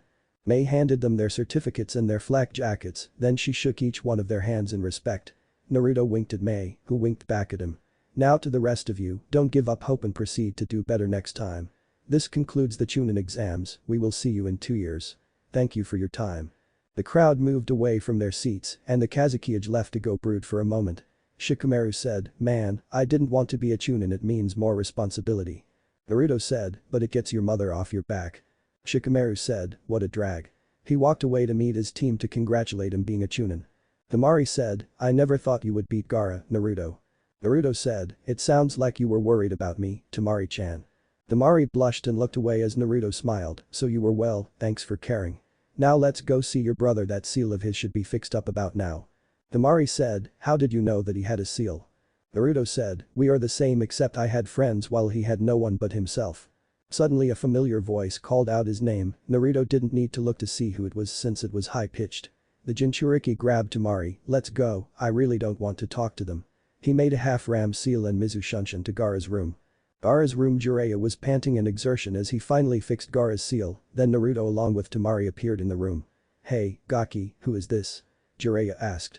Naruto said, this is Temari, Gaara's older sister. Jiraiya said, so you are the Kazukija's daughter? Temari nodded and asked, how's Gaara? Jiraiya said, he will be fine, whoever seals Shukaku inside of him was an amateur. Who puts a berserker seal on him and three-pronged seal, that would just make Gaara's mind unstable. Temari said, it was my father, he only saw Gaara as a weapon and when he couldn't control him anymore, he sent assassins after Gaara, but the sand would always protect him. The final straw that made Gaara snap was when my uncle Yashimaru, my mother's brother, died trying to kill him. He and Gaara were close once and Gaara just became cold. Gaara's eyes fluttered open and he looked at Naruto. Then he started to scream, dude, don't come any closer. My existence can't be extinguished. Naruto said, the pain of being alone is not an easy one to bear. Gaara was surprised to see tears in Naruto's eyes. Why is it that I can understand you? Your feelings. I already have people that are important to me, Hinata-chan, Choji, Shikamaru, Kiba, Akamaru, Hokage, Mei-chan, Temari-chan, Iro-sensei. This people, I will not let you hurt them. Even if you try to kill them, I will stop you, even if it means I have to kill you. Gaara said, why? Why would you go so far to protect them? Naruto answered, they were the one who saved me from the hell you had no chance of escaping, they acknowledged my existence. Gaara thought, I see, that is why you are strong, Uzumaki Naruto. Naruto said, your sister and brother, Temari and Kankuro, they accept you, but they couldn't reach you because you wouldn't let them, they stood by you always even to the point you were driven insane. Let them back in, let them acknowledge your existence, that is when you will learn the true meaning of strength, the true meaning behind that symbol etched on your head. Love and friendship is what makes a person truly strong. Gaara said, Uzumaki Naruto, thank you. The Jinchuriki nodded, you are welcome, Gaara. Gaara turned to Temari. Temari said, yes, Gaara. Gaara said, I am sorry. Temari smiled as tears welled up in her eyes, it's alright, Gaara, you don't have to apologize. Gaara gave her a ghost of a smile and fell back asleep. Jiraiya said, the new seal should keep him in control and he can finally sleep for a change. Naruto, you must be exhausted. Naruto said, I had to use so much chakra to keep up with him, but I will be fine now. Jiraiya said, that is good, I don't want you to pass out or anything. Naruto said, alright, Iro-sensei, I will leave you and Temari, I got to see Hinata-chan for a minute. Hinata and Kiba, the two walked downstairs until Naruto appeared in front of them. Hey, Kiba, Akamaru, Hinata-chan. Kiba said with a grin, nice job with your matches, Naruto. You kicked ass down there. Akamaru barked his agreement with his friend and partner. Naruto said, heh, thanks, you two, I told you I would avenge Hinata. By the way, Hinata, how are you feeling? Hinata said, I'm fine, and Naruto-kun. Naruto said with a smile, that is good, the gentle fist can be taxing on a person's internal organs, so don't move too much for now. Plus I think that Neji will be nice to you now. Hinata said, thank you. Kiba said, say, Naruto, your team was looking for you, you better go find them. Naruto's smile quickly turned into a frown, unfortunately I have nothing to say to them at the moment, so it is best that they don't find me at all. Suddenly Sasuke's voice said, dope. Naruto said, oh no, I better go, I was never here. Naruto did a half-ram seal and shunshin away while Sasuke came up. Where did he go? Did you see him? Kiba held back his grin, nope, sorry, Sasuke, Naruto ain't here. Hinata said, we didn't see him at all. Sasuke cursed as he ran the opposite way and Kiba began to laugh at the Uchiha's antics. Mei, she sat on top of the roof and Naruto approached her. Hey, Naruto-kun. Mei said without looking at him. Naruto said, hey, Mei-chan, thanks. Mei said, for what? Naruto said, everything. If I didn't meet you, I don't know what would have happened to me in the exams. Mei said, knowing you would find some way to kick the arrogance out of that Hyuga. Nice touch with the taunting, everyone in the stands was laughing their asses off. I think one of the Kazukija's bodyguards cracked a smile. Naruto said, glad that you enjoyed it. He kissed her on the cheek and Mei said, well, someone has gained some confidence. Naruto said, because of you. Flashback 1 month and 3 weeks ago. Naruto said, okay, Hokage said that he should be by the hot springs. He turned the corner to see a white-haired man dressed like he was a kabuki. The man was giggling and writing on a notebook. Let's see, white hair, check, giggling madly, check, looks like a kabuki character, check. Now to bust his pervertness, are they any kunoichi in there? Naruto was not a self-proclaimed pervert, but unlike others, he never gets caught and usually he would be next to one and shift the blame on him. He took a peek and saw that Mei-chan had walked in and Naruto was shocked at her beauty. Mei-chan is here. That means oh, hell no. The Jinchuriki thought. Naruto said, excuse me. The man without looking made a shooing motion with his hand. Oh Naruto shouted. The man said, shh, not so loud. What do you want, kid? Naruto said, two things, one I know you are my freaking godfather, Jiraiya of the Sannin. Jiraiya was shocked for the moment and Naruto said, and second Naruto suddenly gave him a punch that would have made Tsunade proud, stop peeking on women. Especially my goddamn fiancé. Mei and the other women heard Naruto's outburst and ran out of the onsen to see Naruto huffing and puffing in anger. Naruto muttered, damn pervert, no respect for women and himself. And he does it in the open too. He turned around to see the women and Mei in front of him. Kyuubi said, you know you do realize that you have to tell Mei how you knew that it was her in there. Naruto thought, easy, I saw her walk into the hot springs and decided to take a break from finding the man, then I found him peeking on her. Kyuubi said, nice lie, you got that ability from me seeing that a fox is cunning and all. Mei said, Naruto, how did you find me and why did you knock that pervert? Naruto replied, I saw you walking into the onsen, so I decided to take a break from checking the hot springs in the village, then I noticed that the description Oji-sen gave me matched the same one and he was peeking on the other side, which I knew you were on. Mei blinked for a moment and shouted, you are so sweet, Naru-kun. Naruto blushed as his chest pressed against her ample breasts. Then he heard scratching and looked to see Jiraiya grinning and writing down furiously. Hey, Iro Oji-san. Naruto yelled out, causing the man to fall and the women excluding Mei to beat the living daylights out of Jiraiya. Finally after it was over, Jiraiya became serious, so you are my godson and my old sensei sent you to fetch me, what is it? Naruto said, I would like you to teach me please. Jiraiya said, why is your sensei teaching you? Mei answered, because his sensei prefers the Uchiha over him, plus he quotes that Naruto-kun is useless and he doesn't want his reputation sullied by him. Jiraiya frowned, who is he? Naruto answered while gritting his teeth, Kakashi Haddock. Jiraiya was pissed to say the least for two reasons. One, Sarutobi did the same thing, but he was not harsh like Kakashi, and Jiraiya was hurt about it, making Sarutobi make up for his mistake later on, and two, the fucking bastard was one of Minato's students. Jiraiya said, fine, then Naruto, I will help you train, but why is the Goddamn Mizukage with you? Naruto said, how did you? Jiraiya said, kid, the reason that I wasn't there for you was because the council had made me take this job, since my expertise in information gathering was valuable to them, but I have been sending money to your account to help you about. Naruto said, by doing what? Jiraiya pulled out the book Icha Paradise, and Naruto growled at it. Jiraiya said, let me guess, the idiot reads these. Naruto slowly nodded and Jiraiya said, well, now I guess I have to screw him over by banning him from these things. Naruto grinned, I think this will be a great relationship, Hiro-sensei. Jiraiya said, can you stop calling me that, your father Minato was bad enough already. Naruto said, hell no, Hokage couldn't get me to stop calling him that, what makes you think that you can? Jiraiya turned to Mei for help, but Mei was stifling a giggle at her fiancé's actions. Jiraiya slowly pieced the two together and he shouted, wait a minute, you are the Gaki's fiancé. Mei said, that is the gist of it, but I would ask you not to call him a Gaki in front of me, or I will kill you. Jiraiya shuddered at Mei's sweet sickly smile that she was giving him. Alright, Jiraiya said. Naruto said, oh, and Hiro-sensei, can you teach me that move that Orochimaru did? I think it was Goju Fuin. Jiraiya said, why do you want to know that? Naruto said, because there is another Jinchuriki in the exams and if I fight him, he might become insane and release the demon. If I learn the technique, I might be able to stop him from destroying the village. Jiraiya said, fine, I will teach you, just be slacking off, Naruto. Naruto said, wouldn't dream of it, Hiro-sensei. Jiraiya yelled, don't call me that. Flashback ends. Suddenly Kakashi was able to find Naruto talking with the Mizukage, Naruto. Naruto said coldly, what do you want, Haddock?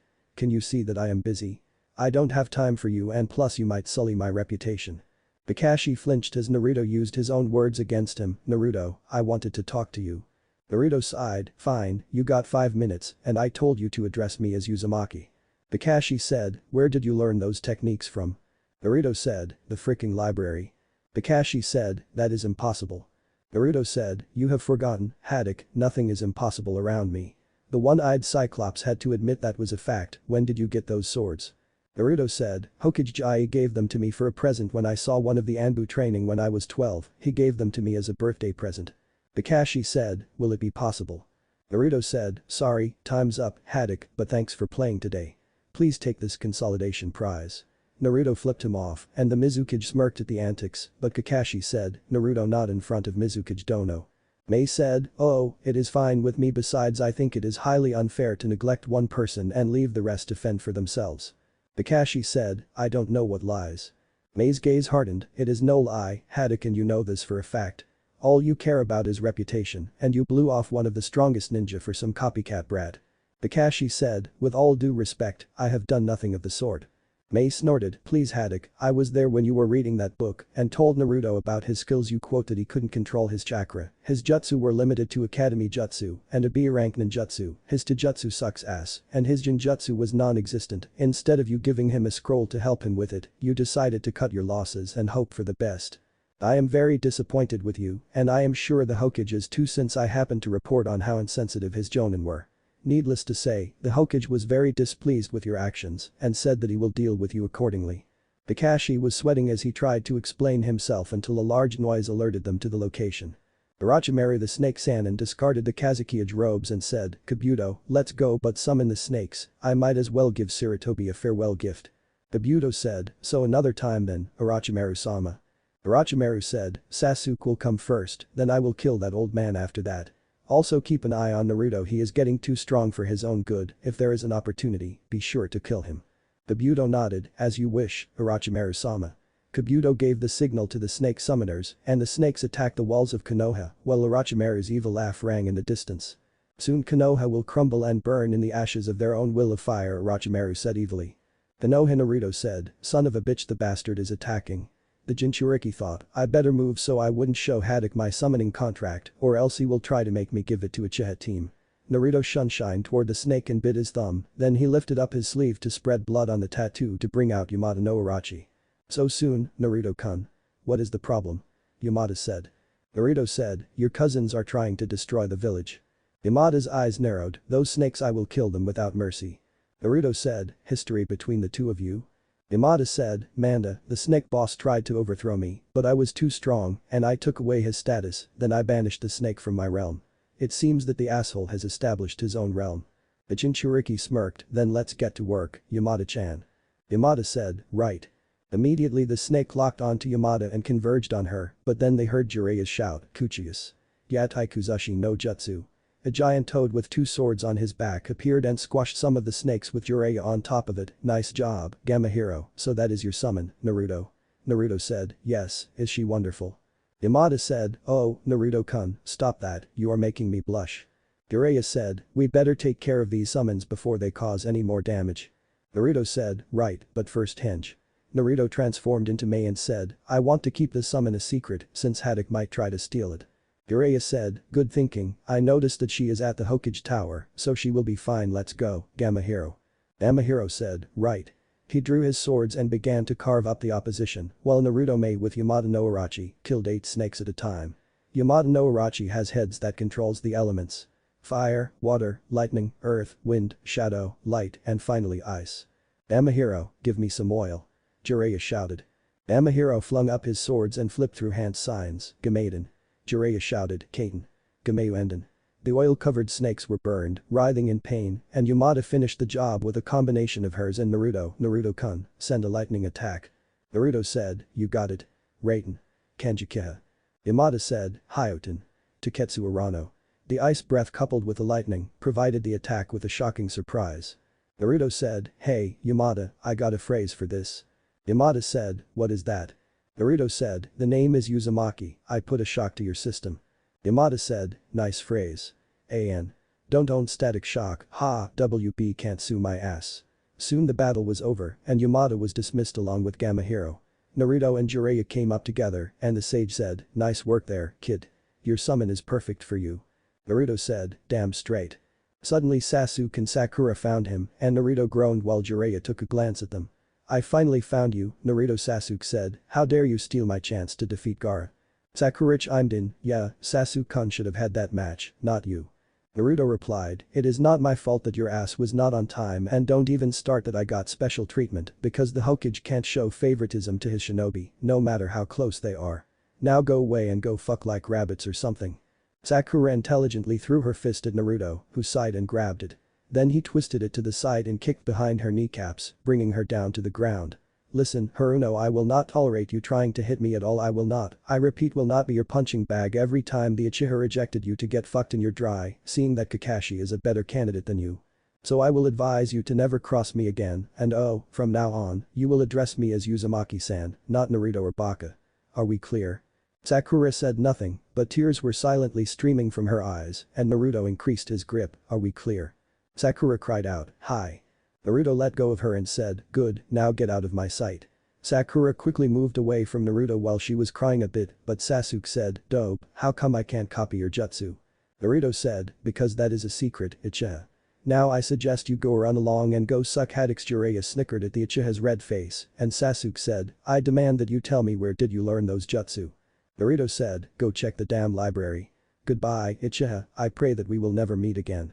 Sasuke said, we are not done. The Uchiha stopped to see Tiger's fang at his throat, and Naruto said in a menacing tone, I prefer that you back off, Uchiha, or else I am gonna have to take away those pretty eyes of yours, capiche? Then we are going for a little walk around Konoha and badabing badaboom. End of story. Naruto thought, note to self. Stop watching The Godfather, and Hakureisaiga doesn't own this either. Where the hell did that come from? Sasuke backed up slowly and said, fine, Naru. Naruto said, Uzumaki, I have cast off Team 7. This is no longer my team. Sasuke said, this is your team, you can't abandon us. Naruto said, it seems that you were the ones who abandoned me. You can ask Haddock if your feeble mind can't understand the shit I am saying. Sasuke said, nar. Naruto said, Uzumaki, I will not tell you again. Sasuke said, fine, Uzumaki, this is not over. Naruto said, it is already over this time, Uchiha. We run out of time and reasons to be Team 7. Haddock thinks I am a waste of space. You care about nothing but revenge, and Haruno cares about getting her virginity taken by her precious Sasuke-kun. We were never a team to begin with, we scraped by luck. Naruto left along with Jiraiya, who said, well done, Naruto, let's hope we won't regret it at all. Naruto said, trust me, Jiraiya-sensei, I will not regret any of it at all.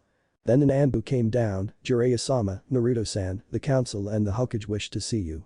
Naruto gave a feral smirk, and Jiraiya said, I know that smirk, you planned on screwing over the council with your heritage, aren't you? Naruto said, yes, won't Haddock be surprised that he neglected his sensei's own son? I bet you 20 bottles of sake that he will be begging me to forgive him, along with the rest of the villagers considering the law when it comes to harming heirs. Jiraiya said, wait, oh, that is so devious. How did you know about that law? Naruto said, Oji-san showed me it after I told him that I knew, and since I have a photographic memory, I know every single act against me. No one in their right mind would endure that crap. Jiraiya said, oh, the council is screwed.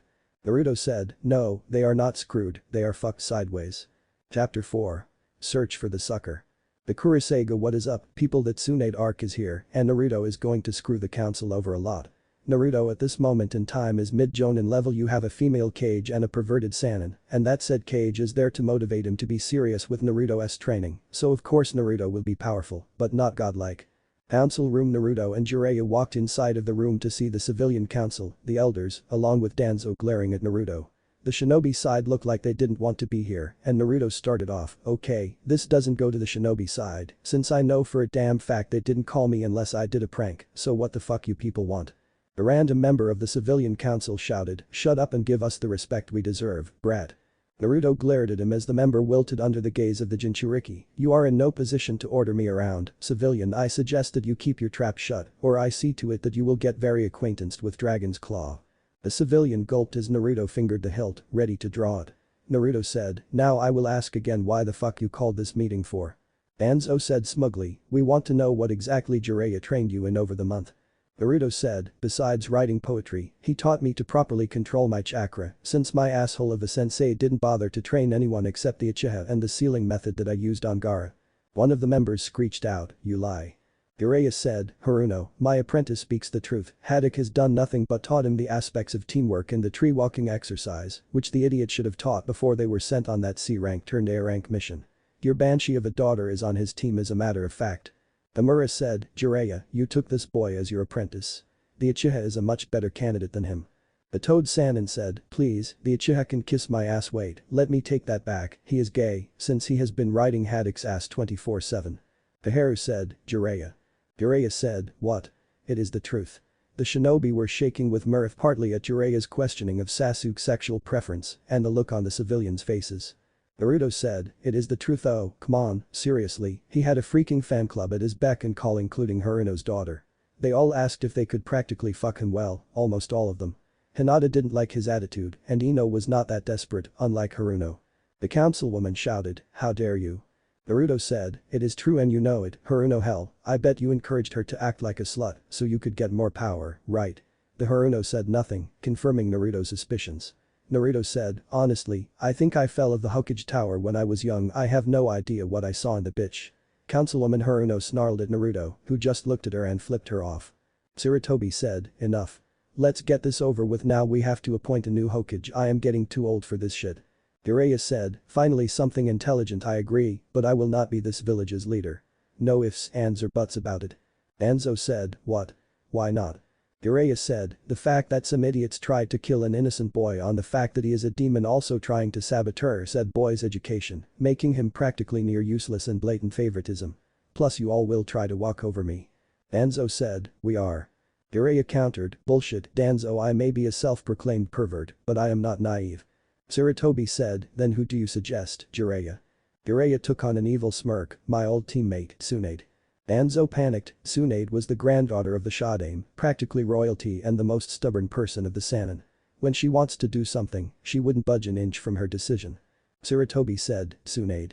But she has not stepped in the village for years and keep roaming about to avoid us. Jiraiya said, I think I can convince her to come besides I think she will be very pleasant, especially when she finds out that her godson is alive and she has been lied to. One of the civilians asked, who is her godson? Jiraiya said, why, Naruto Uzumaki. Naruto said, Jiraiya-sensei, you know that is not my real name. Jiraiya said, you are right, I am sorry, Naruto I meant to say Naruto Namikaze. The room was silence for a moment and then Kaharu stuttered, did you say Namikaze? Naruto said, you must be going deaf, so I will repeat it, my true name is Naruto Uzumaki Namikaze, the son of Minato Namikaze and Kushina Uzumaki. The Haruno said, that is impossible. Naruto said, I am known as the most unpredictable ninja in Konoha, let's just say payback is a bitch. The civilian council members paled in fear and Naruto gave an evil smirk, now it is going to be paid in full, considering the fact that each one of you have wronged me in the past, including others therefore, due to a law dating back to the Shodaime's rule, there is a law against harming heirs to respected clans, without valid reason that person must give half of their possessions including money. Houses etc. One of the civilians shouted, you lie. You can't be the Yondaime's son. Jiraiya said, it is no lie considering the fact that he looks like him. Also Sarutobi-sensei, Tsunade and I witnessed Naruto's birth hell, Tsunade was the one who brought him into this world, we have a copy of his birth certificate and a blood test, which has a 98% match to my deceased student. He is the son of the Yellow Flash. Naruto said, so now the orphanage is mine, half of the stores will be owned by me. Some of your houses will be owned by me and you will be kicked out, but I will be merciful, they all just have to live in my shitty apartment complex that I own now too. The civilian council roared in outrage, you can't do that. Naruto said, I can and I will, besides failure to comply to this will force me to take action by seizing your possessions by force, then you will be jailed and given 30 lashes by whip. So guess what? I am no longer your bitch you are mine to play with. When I say jump, you said how high. The civilian council wilted under his gaze and the realization sunk it they were seriously fucked with a 10-foot pole up their asses. Naruto continued, also why my fiancé was not notified that I was alive. Care to explain, Danzo, Hamura, Kaharu? Kaharu said, what are you talking about? Sarutobi said, the fact that you two have gone behind my back and sabotaged a union. There are only two people that have the seal of the Hokage, me and you two. I had Inoichi search my mind of any suppressed memories or recollection of it, what did we find? Nothing at all. Hamura and Kaharu sweated under the Hokage's gaze as he said, now it seems that we have two loose cannons, I never would have believed that you two my own teammates would do such a thing. This count as treason and because of your actions, we would have gone to war. Anbu, take them to a holding cell, also have a Biki toy with them for a bit, then we will see what is inside those heads of yours. Danzo said, Hokage-sama, you can't do this. Sarutobi said, are you questioning my authority, Danzo? Is there something that you wish to share with us? If there is a valid reason why they should not be treated like traitors, then please the floor is yours. Danzo said, I have nothing to share, Hokage-sama. Naruto said, but I would like you all to meet my fiancé. Sarutobi nodded to Nico, send her in. Mei came in and Sarutobi said, ladies and gentlemen, meet Mei Terumi, the Godame Mizukage and Naruto Namikaze's fiancé. Danzo thought, shit that means he knows about me sending one of my root operatives to her. Sarutobi glared at Danzo as he thought, that is right, bitch, I got you cornered, so better watch yourself for I will not hesitate to kill you. I can't convict you for the Anbu sighting since it was a personal note, but I can take your conspirators away from you. Mei said, hey, Naruto-kun. She kissed Naruto on the cheek and he said, hey, Mei-chan.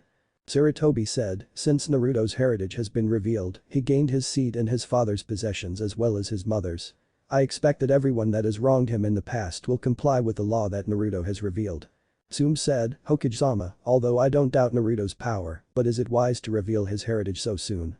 We should wait until he reached the rank of Jounin. Naruto said, with all due respect, Tsume-sama, I have trained under the strongest Sannin and a cage-level shinobi under a month, let alone survive against a Jinchuriki on the verge of releasing his own Bijuu in the stadium. Plus Iwa is slightly fearful if they know that an Amicus is here, they will have to be cautious against me, since my father was known for the Hiraishin, since I am not of age yet, my godfather will represent for me. The civilians were afraid of Naruto now, the pariah of the village was their beloved Yondame's son, which means that from Naruto's wicked smile along with Sarutobi's and Jiraiya's, they were fucked sideways with a 10-foot kanabo. An. It is a heavy club like a hexagonal bat only with metal spikes. Sarutobi said, now Jiraiya, how are you going to get Tsunade back? Jiraiya said, I will be taking Chunin Naruto Namikaze with me to find her. Since he is my apprentice and a Chunin, he can be transferred from his genin team. The Ashi said, I don't think that bringing Naruto will be enough, there is still some pain left in her heart because of the third great shinobi war. She lost her brother and lover in one sitting. Jiraiya said, that is true, but Naruto has shared the same sort of loneliness in his heart as well, no thanks to this village. He is the perfect candidate to go with me on this mission. No, I am not taking the Uchiha nor teaching him anything. The little shit needs to learn some manners and humility as well. Besides, if he met Tsunade, she would kill him in a heartbeat, Sharingan be damned. Inoichi said, well, we agree with this matter now. On the next issue, we have heard that the Kazekage was killed and Suna was in cohorts with Orochimaru, posing as the Kazekage during the exams. Danzo said, we should exterminate them, they can't be trusted at all. Inoichi said, however, Suna was desperate due to the loss of military power after the fact that the Wind Daimyo cut their funding and sent missions to us. Therefore, it was no choice, seeing Orochimaru can be highly persuasive when he wants to. Shibi Aburam said, so what does this mean? Inoichi said, apparently Tsunagakure has offered the daughter of the Kazukiyage's hand in marriage to one of our shinobi. The Haruno bitch said, she is offered to Sasuke Uchiha. Inoichi smirked, no, Suna is not fearful of him, you see, Gaara was their strongest warrior, and they have given the daughter of the Kazekage to the one who defeated Sabaku no Gaara Namikaze Naruto. Naruto said, what? Inoichi said, let us face the facts, Uchiha has Kaiten Jutsu, and if I am right, he should have another jutsu that was able to pierce through Gaara's defense, but if Gaara would have released his Bijuu, he would have not survived. Naruto, on the other hand, defeated the defense by exploiting its weaknesses to water and lightning, also used a sealing method that disrupted Gaara's chakra, preventing a massacre on our hands. Tsunagakure fears your power, and since Gaara has been defeated by you, Naruto, they are wondering what else we could do to them. To make the easy way out, they are offering an alliance through a political marriage. Naruto said, so I am marrying Temari-chan, huh? Fine, I have to do this anyway with the Kra and all. Shikaku said, next, since there will be an alliance between Konoha and Kiri, and I am sure Mizukage Dono doesn't trust anyone, but you, Naruto, you are going to be the ambassador. Naruto nodded and asked, is that all? The Haruno Consilmember said, no, you insulted and assaulted my daughter as well as the Uchiha. Jiraiya said, bullshit. Your daughter practically assaulted my apprentice in broad daylight in front of me, he was well in his rights to defend himself. Also the Uchiha practically demanded him to tell him where he get his jutsu and techniques, also berated him for abandoning his team. You will do well to keep that banshee mouth of yours shut, I would hate to see what a certain cage could do to you. The councilwoman looked fearfully at Mei's face, she had her smile, but the fact is that she was absolutely terrified of her. I bet money that she is Unohana's reincarnation or something, Sarutobi said, nothing else, good then, meeting adjourned. Naruto, be ready to leave with Jiraiya to find my student. Naruto nodded and left along with Mei and Jiraiya. The shinobi side parted ways while the civilian moved to their home fearfully. Danzo was seething in his mind. He was lucky that he didn't tell Himura and Koharu anything incriminating, or he would have been executed too, but he knew that he will be closely monitored now. His plans to get Naruto under his thumb were harder than ever.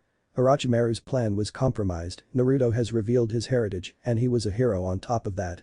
If he were to be killed, Kiri would descend upon them along with Suna and the majority of Konoha now. His fraction of root ninja were strong, but completely be overwhelmed by the numbers, therefore he had to devise a plan to kill the Mizukage and Naruto discreetly without any way to trace it back to him. The question was how. 2 days later, north wall of Konoha, two figures were on the top of the wall, they were wearing straw hats with paper streamers on the side. Their cloaks had high collars and were black with red clouds on them. The tall one had strange blue skin, and his face closely resembled a shark, and the shorter one was silent with black hair, but you couldn't see his face. Well, it seemed that it is still untouched. Are you feeling nostalgic? The tall, shark man said to his partner. The shorter one said, no, I don't feel nostalgic at all. He lifted his eyes up to see Konoha clearly. His eyes held a fully matured Sharingan. Orochimaru the snake Sannin cursed, damn that bitch, she ruined everything. Sasuke was supposed to be the trigger and that Uzumaki brat fucked up everything too. Kabuto said, but we did manage to have Sasuke Uchiha afflicted with your cursed seal of heaven. What is your next move? Orochimaru said, simple, we need a strong person on our side to help take care of our Mizukage problem, and I am sure that you can take out Uzumaki Naruto without any problems. Kabuto said, of course, Orochimaru-sama, but who are we recruiting? Orochimaru said, my old teammate Tsunade. The restaurant, the tall man said, it's been a long journey, wanna have a drink before we begin our search.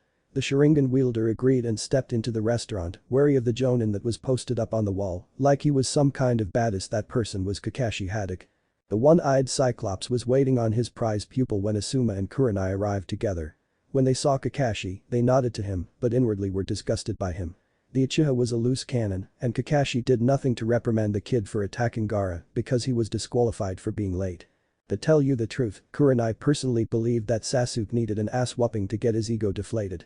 Asuma asked, what are you doing here, Kakashi? I thought you hated sweets. Kakashi said, I am here to pick up a few things, and I'm waiting for Sasuke. The Jonins noticed that the shorter man's hand on the cup tightened a bit. Then Sasuke came over, it is surprising that you are on time for once in your life, Kakashi. Kakashi said, this tends to happen on a rare chance. Sasuke looked over to see no one and said, I hate sweets.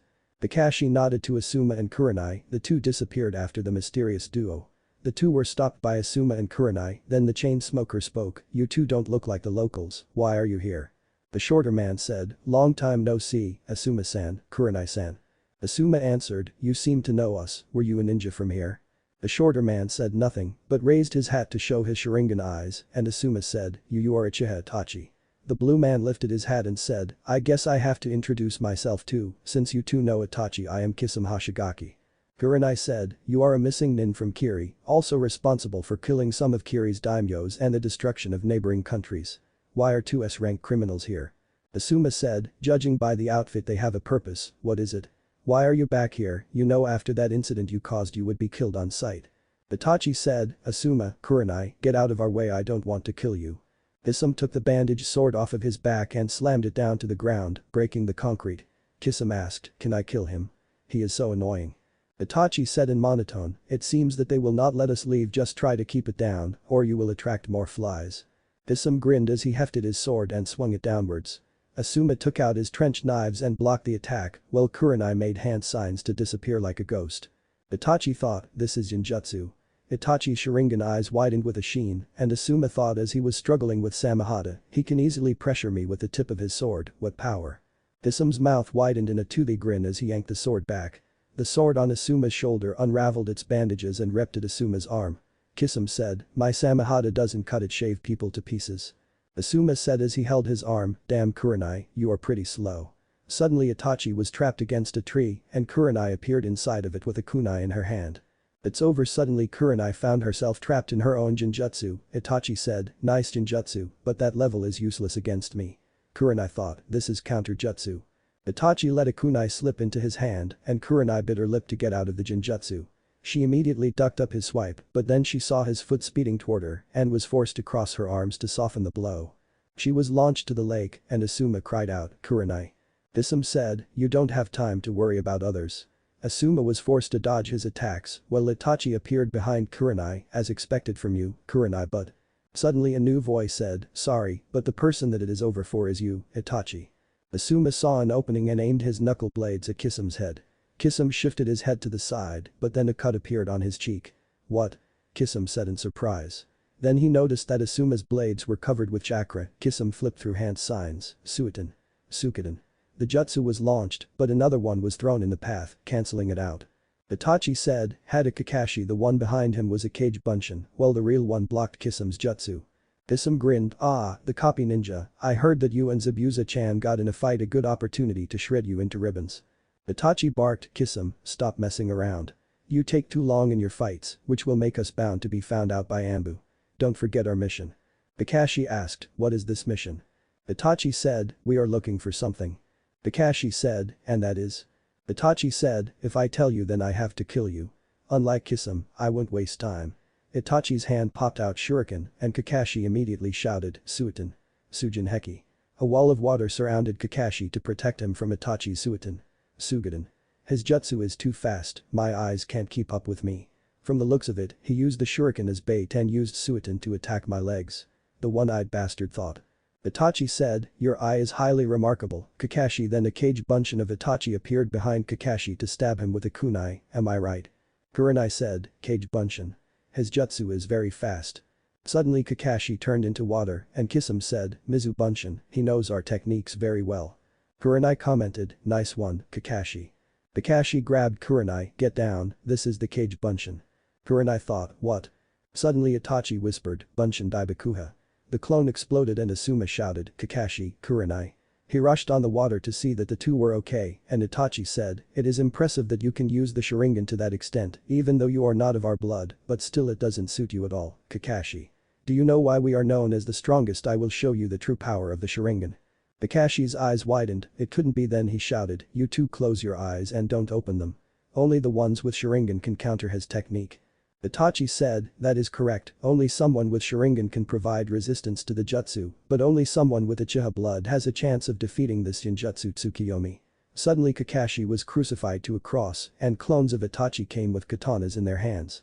Everything was inverted and Itachi said, within this realm space-time everything is under my control. For the next 72 hours, you will be shanked by these katana repeatedly.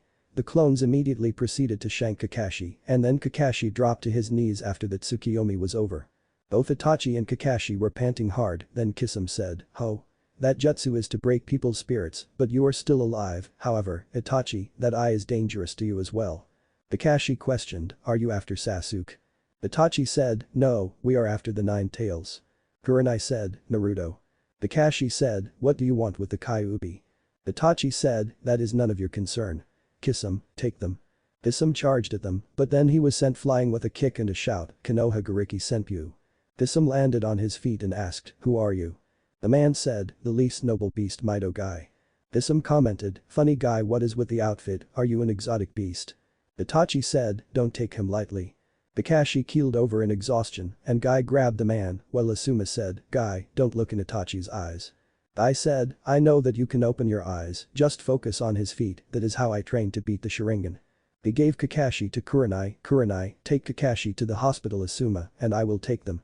Kisam said, you have guts. Itachi said, Kisam, forget about it, we didn't come here to start a war. Plus I sense Anbu are on their way. Kisam said, and I finally got excited, that is too bad. The two fled using the Shunshin no Jutsu and meanwhile in the forest, a frustrated Uchiha was training hard as usual. How much more do I need to grow? Naruto has thunderous power and he never showed it at the academy. Where has he been hiding that power? How can I get that power and why is my Sharingan unable to copy his jutsu? The Uchiha thought. Naruto said, ready to go, Mei-chan, Iro-sensei. Mei said, hi, Naruto-kun, we must continue your training and your Kekkei Genkai. Itachi and Kisam watched them and Kisam said, it seems that Jiraiya and the new Mizukage are here, this is going to be a problem for me at least. She knows my capabilities and Jiraiya knows yours. Itachi said, then we have to separate them, I will isolate the Sannin, you isolate the Mizukage. After Jiraiya have been occupied, I will go after Naruto. Sasuke ran through the village, he found Kakashi with Kurenai, Guy and Asuma surrounding his sleeping form. They were being suspicious until a random Jonin fucked it up by mentioning Itachi and chasing Naruto. Hotel Jiraiya said, okay, we will stay here for tonight. Then he noticed a woman that was looking at him and sent a wink across the hotel. Jiraiya has a perverted grin on his face, Naruto, here is the room key, go and refine your chakra. Naruto rolled his eyes, whatever, Kaifu, go and do your research, means more alone time with Mei-chan. Mei said, Naruto, are you implying what I think you are? Naruto said, no, not yet, but I didn't say any cuddling was not allowed. Mei smirked and then her eyes narrowed. Naruto, I know that you want to do that, but I am going to have to postpone it for a while. Naruto said, I know, be careful, that man's chakra level is unreal, it rivals at least a tail of Kyuubi's. Mei nodded and moved away from Naruto, who went up to his room. The boy tossed his backpack on the bed and practiced his chakra control by balancing a kunai on his finger. Suddenly there was a knock at the door and Naruto thought he got rejected already. That was fast. He opened to the door to reveal Itachi Uchiha.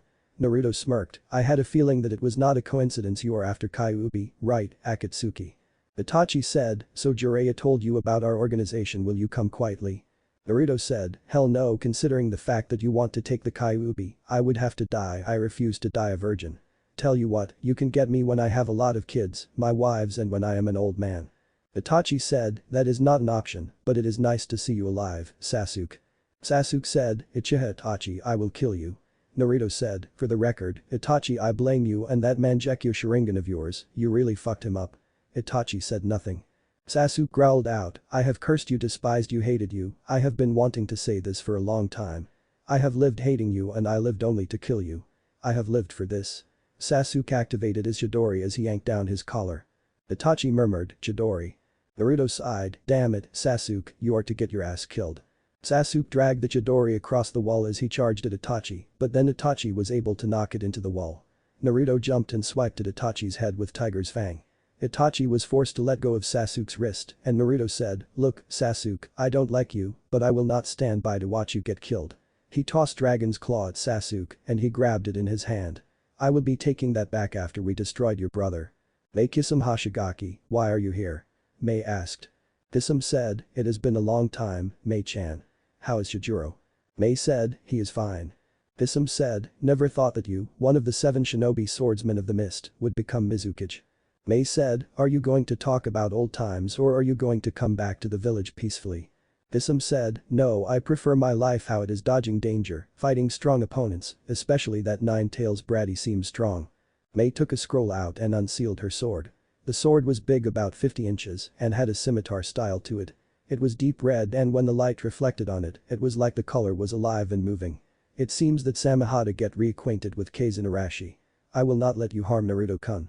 Kisame grinned and hefted Samehada, you were always a nuisance to me with that demon blade of yours. Mei glared at Kisame and the two proceeded to battle. Chapter 5. Somber Words and Actions. Mei held Kazan Arashi horizontal to her face, feeling the heat rolling off of it. Meanwhile her opponent, Kisame Hoshigaki, released a toothy grin as Samehada shredded its bandages for the second time today. The odd blue giant moved against the water shadow, poised to slam his sword down upon Mei with his strength. Mei, noticing the maneuver, quickly rolled to the side as Samehada smashed the ground.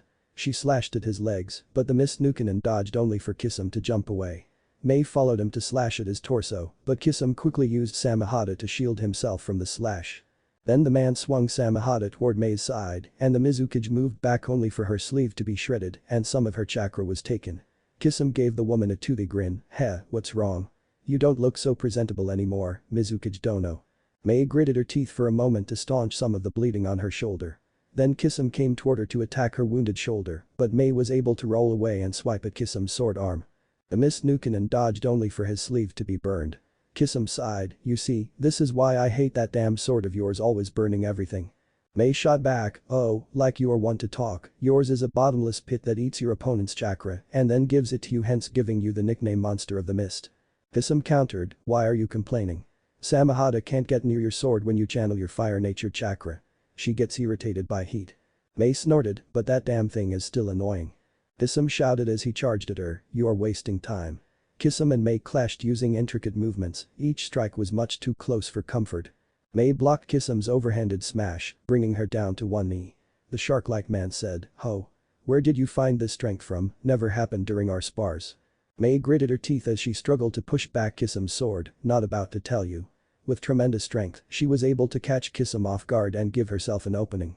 She quickly waved her hand over the flat side of Kazan Arashi.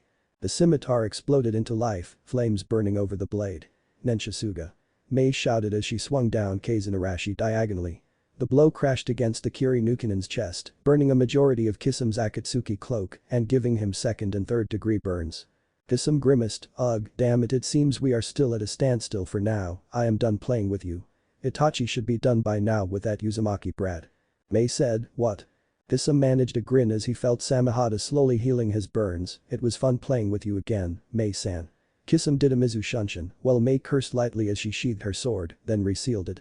I need to get to Naruto-kun now. Kisum was serving as a distraction for me to get him alone. If Naruto is up against Uchiha Itachi, then he will have a lot of difficulty dealing with him. She thought as she ran through the forest to conserve her energy. Naruto, Sasuke, Itachi said, so you won't come peacefully, Naruto-kun. Naruto said, no, I am not interested on being buddy-buddy with you. Sasuke gripped Dragon's claw as Itachi said, we need you to fulfill our goals as Akatsuki. Naruto retorted cheekily, no, you don't need me, you need the dark side of my power that the Yondaime or my father took the time to seal away to do the typical take over the world business like every fucking anime that makes sense. Itachi took out a scroll as Sasuke thought, Uzumaki is the Yondaime's son. Itachi said, so you finally know about your heritage, Naruto-kun. Jinchuriki replied, nobody bothered to notice that I look like an exact copy of him. Just take away the whiskers and you have a mini yellow flash. Sasuke finally found his voice, how is that possible, Naruto? The Namikaze said, it is Namikaze to you, I thought I told you this. Sasuke replied, you said Uzumaki. Naruto smirked, I did say that now it is Namikaze that you should address to me now, but this is not the time to discuss this now, Sasuke. The older Uchiha asked as he unsealed his old Anbu katana, Naruto-kun, are you sure that you are going to resist and not come quietly? Sasuke shouted, Itachi, you are going to die here by my hand. Itachi ignored him and looked at Naruto intently, but the Jinchuriki was looking at his chest instead to avoid eye contact. Well, I was going to escape, but now since your little brother is here, I do kinda have to make sure that he stays alive or the council and Haddock team along with Harino team will be on my ass. Itachi said, I see. Then he struck against Naruto, and the Jinchuriki was prepared to block his strike until Sasuke moved in front and blocked his brother's katana. Stop ignoring me, I will be the one to kill you and avenge the Uchiha clan. Your fight is with me, not Namikaze. Anukanen said, foolishness, Sasuke, foolishness. Itachi grabbed Sasuke's wrist and twisted it to the side, making the younger Uchiha drop Dragon's claw to the ground. Naruto decided to intervene by flipping the katana on the blunt side and thrust it above the crook of his teammate's elbow. Itachi jumped away to avoid the thrust, forcing him to relinquish his brother's wrist. Naruto said, Uchiha, we both are not ready to defeat Itachi. Then he thought to himself, even though now I should be able to kick Haddock's ass no problem, Itachi is a different story, I doubt I could defeat him using my own strength. Plus I can't afford to have an argument about this if I tell the bastard my true strength and then have him spit out his superiority complex shit. Then he continued, we got to work together on this. Sasuke growled, this is my fight, I have cursed him, hated him with every living fiber of my body. The Jinchuriki retorted, Sasuke, your brother was a fucking former Anbu and now S-rank criminal like Orochimaru, who I recall, kicked both our asses without even trying. He also have better use of the Sharingan than your Haddock team. On the other hand, you are a genin with chunin level skills and equipped with Kaiten jutsu that he instantly knows and an assassination jutsu that needs the victim to be immobile for a secure kill. I got Suiton and Raiten jutsu that he will just copy and use against me. Sasuke shouted, no. I will kill him. This ends now, he will die today. He flipped through hand signs and activated Chidori, then ran at Itachi while his jutsu tore through a section of the wall. Naruto sighed at his antics as he charged in after him while picking up Dragon's claw. Itachi secretly groaned at his brother's arrogance and idiocy as he merely knocked his attack into the wall, making a huge hole. Then Naruto jumped over Sasuke and slashed downwards, making Itachi block it with his katana.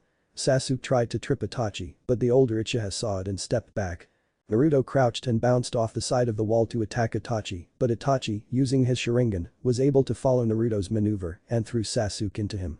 Itachi grabbed Sasuke and threw him away to the other side. Time to go, Naruto-kun, Itachi said as he was going to force Naruto to open his eyes to induce him in a sleeping genjutsu, but Sasuke got up and charged at him with a cry. He threw a fist and Itachi caught it in his hand. Sasuke charged up his second Chidori and aimed at Itachi's heart, but his older brother grabbed his wrist and said, you are a nuisance. With that, he broke Sasuke's wrist and the younger Uchiha roared in pain, but Itachi didn't stop there. He sent a punch to Sasuke's solar plexus, then sent a knee to his chin. Next, he repeated the gut punch against the young Avenger. Even now there's still a gap between us, why is there so big of a difference? Sasuke thought. Itachi picked Sasuke up by the neck and slammed him into the wall, while Sasuke thought, what the hell have I been doing all this time? Itachi whispered, Tsukiyomi. Suddenly Sasuke was in his brother's inverted world and heard his brother's voice echo, for 24 hours, you will relive that day. Sasuke began to scream and Naruto thought, what? A genjutsu using his Sharingan eyes. After Sasuke slid slowly to the floor, Itachi whispered, hate controls everything and without strength, you can't protect nothing let alone yourself. Your hate is not strong enough. Itachi looked back at Naruto, and now it begins. The voice cried out, Kuchius. Gamaguchi Shibari. Itachi turned to see that he was in a fleshy corridor with Jiraiya on the other end. I got you, Itachi Uchiha, you will not get your hands on my godson. Itachi turned to look at Jiraiya, so you are the one who notified Kakashi about the Akatsuki. Jiraiya said, unfortunately he had to be debriefed about it. Itachi answered, he sounded concerned about him. Naruto snorted, I call bullshit on that, Haddock only cares for your arrogant brother and needs me to teach him my own jutsu. Uchiha said, it seems I was wasting time reminiscing with my little brother. I will see you soon, Naruto-kun. He ran down the corner as Jiraiya shouted, you are not getting away, Itachi. The walls closed around Itachi, and the Uchiha closed his eyes briefly and opened them for a second. Jiraiya ran after him and saw that there was a wall of flesh torn asunder, the edges surrounded by a black fire. Naruto got up groggily, holding his side as he asked, what the hell is that fire? Jiraiya said, I have no clue, this stomach is from the Iwagama, a fire-breathing toad, but somehow this black flame was able to pierce through its stomach. Jiraiya took out a scroll and sealed the black flame after he carefully wrote it in ink. Then the Sannin looked at Naruto, you alright, Naruto? Naruto nodded, yes, but dealing with the council is going to be a bitch when we come back. The idiot Uchiha got his mind all jacked up. Just then Mei came in, Naruto-kun, are you alright? Naruto turned to her, I am fine, Mei-chan, though I did take a beating just a bit. Next, Guy walked through the hole, Mizukage Dono, Jiraiya-sama, what has happened here? Jiraiya said, we encountered an duo team of Akatsuki. Itachi Uchiha was one of them amongst the two. Mei said, Kisame Hoshigaki was the other person. They made to separate us in order to capture Naruto to get the Kyuubi inside of him. I glanced at Sasuke, so Sasuke. Naruto replied, we both got our asses kicked by Itachi. If I was alone, I knew that I could have at least told him off, but Sasuke's well-being was in jeopardy and the council would be on my ass if he was killed. I said, so he is in the state as Kakashi, eh? Jiraiya asked, do you know something of it? I said, no, when I got there, Kakashi was in the same state as Sasuke, but Asuma and Kurenai may know something about it. Jiraiya said, it should be a convenience since we are bringing back a medical specialist. Guy's eyes widened, you don't mean her. Jiraiya nodded and Guy smiled, well, then please find her and bring her back to us, Jiraiya-sama, Naruto-kun. Naruto said, you can count on us, Guy-sensei. Guy took Sasuke carefully and placed him on his back, then he made off back to Konoha. I must be going now. I have to go back to Kiri to plan on battling the Akatsuki. There is one Jinchuriki that I know of and we must find him. Mei said. Naruto said, be careful, Mei-chan. Mei smiled and planted a kiss on his lips, funny, I am the one who should be saying that. She proceeded to move off via Shunshin. The Kyuubi Jinchuriki turned to Jiraiya, so who is this medical specialist? Jiraiya answered, her name is Tsunade Senju, she is practically a princess, considering that she is the granddaughter of the first Hokage and grandniece of the second. She is one of the Sannin and very beautiful. Naruto said, so what causes her to leave the village? The Toad Sannin said, her grief. She once had a little brother named Nawaki, who was killed by Iwa ninja during the Second Great Shinobi War. Eventually she was able to forget her grief through a man named Dan, who pursued the same dream that her brother did. Soon during the war, he died a bloody death and blamed the position for stealing her loved ones. The last straw was when your father died, and when those idiots told her that you were dead, she fell into grief and further destroying her fate in the position of Hokage. Naruto said, so if I show her that I am alive, then she may come back. Jiraiya nodded and looked up at the sky. She is also a compulsive gambler and drinker, and she sucks at it a lot, giving her the nickname the legendary sucker. So while we find her, I will train you with a new technique in your arsenal. Naruto said, a new technique?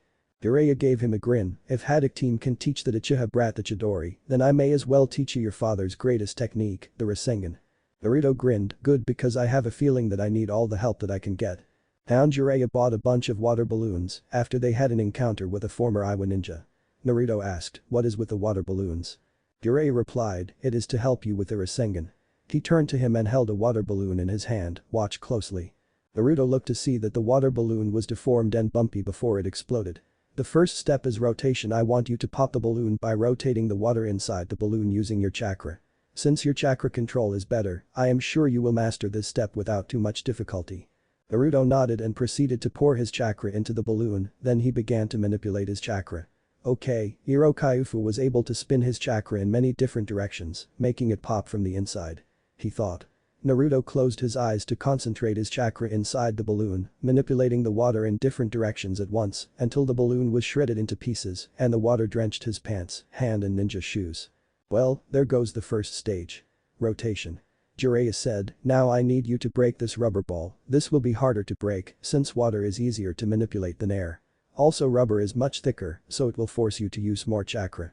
Jiraiya demonstrated by destroying the rubber ball into shreds.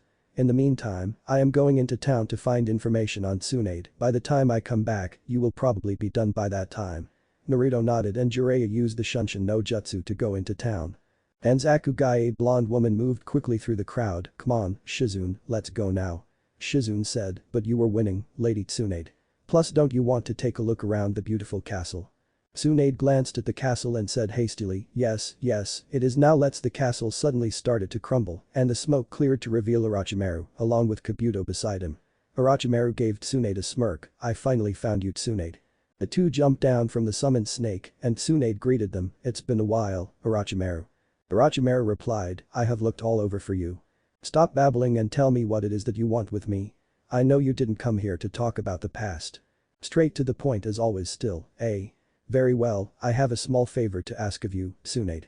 Orochimaru's arm twitched a bit and Tsunade thought, what the hell is with that smirk of his?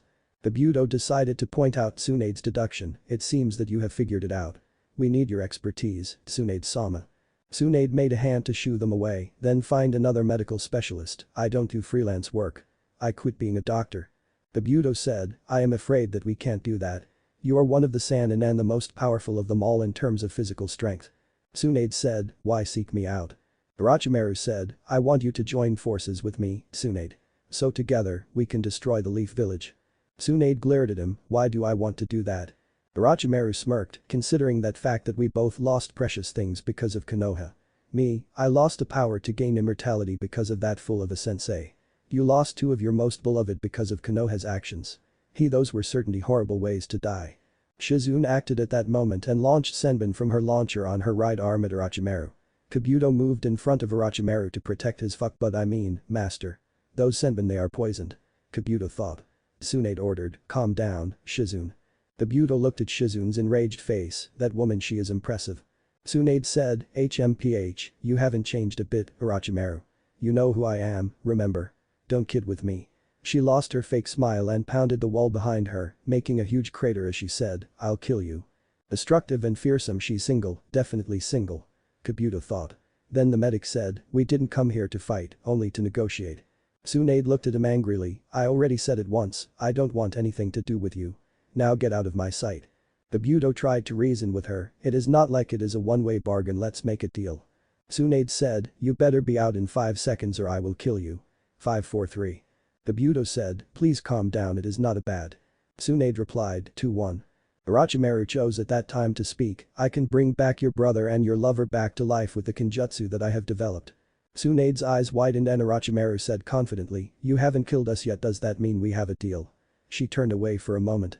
Unknown town few miles away from Tanzakugai. So have you seen this chick? Jiraiya asked, holding a picture of a young Tsunade. The gambler said, oh, her. I overheard that she was going to get back your loss over there. Jiraiya asked, there? Where is that? The gambler looked at Naruto, hey, kid, wanna play a game? Naruto smirked, fine, what is the stakes? The gambler said, if you win, I will tell you the location of that woman. If you lose, then you pay me 1,000 bucks. Naruto said, fine, but you must explain the game to me. The gambler said, the game is 2 dice. I shake this in the cup and if the dice add up to an even number, then it is Cho. If odd, then it is Han. Naruto said, fine, let's play. Then the gambler took the dice and shook it in the cup, then placed the cup on the table upside down. Take your pick, Han or Cho. He said. Naruto closed his eyes for a moment and went with his gut instinct, Han. The gambler grinned, if it is Cho, then I win. Naruto said impatiently, just let's see the results please. The gambler said, impatient, are we? Fine then. He revealed the dice, and the 2 dice held a 2 and a 5. Naruto smiled, well, this means that I win then. The gambler said, the last time I saw her was at a casino. Naruto bowed, thanks for the information.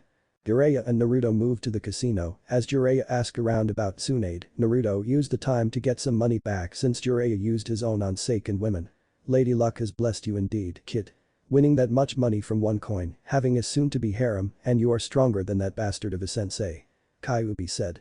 Naruto said, yeah, life is great, but with that blessing, I had to endure many things to get that far in life, Kyuubi.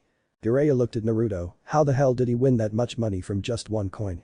Oh well, back to business. Tsunade is playing very hard to not be found. I am going to have to search for her on higher ground. Castle ruins. Orochimaru asked, don't you want to meet them again, Tsunade?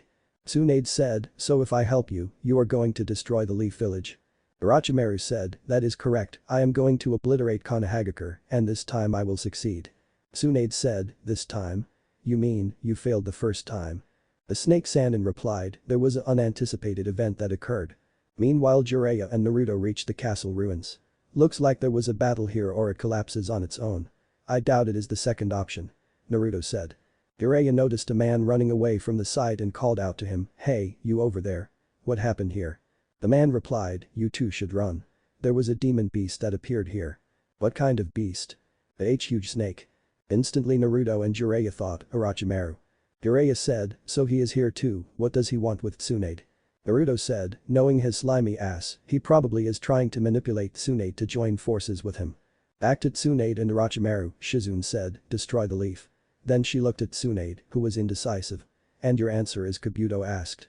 Shizune protested, Tsunade-sama, you can't listen to them, your brother and uncle wouldn't want you to do this. Have you forgotten your dreams? Your wishes? Yet I understand, reality is set even if it is like this. And even though you lost. Tsunade shouted, Shizune, shut up. I don't need you to remind me about what I have lost. Kabuto said, you don't have to answer now, but hopefully we could come to a peaceful resolution. Also the Kenjutsu needs a live sacrifice, thus we have prepared 2 bodies. Shizune glared at Kabuto, Tsunade-sama, let's kill these bastards. If we work together, we can defeat them since Orochimaru is weak. Orochimaru slowly brought his finger to his lips and bit it, drawing blood. Tsunade suddenly froze and began to shiver. I may be weak now, but I know about Tsunade's weakness. Hemophobia means fear of blood. Now, Kabuto, let's go. Tsunade, I will await your answer in 1 week. The Snake Sannin replied. Then the 2 villains left without a trace.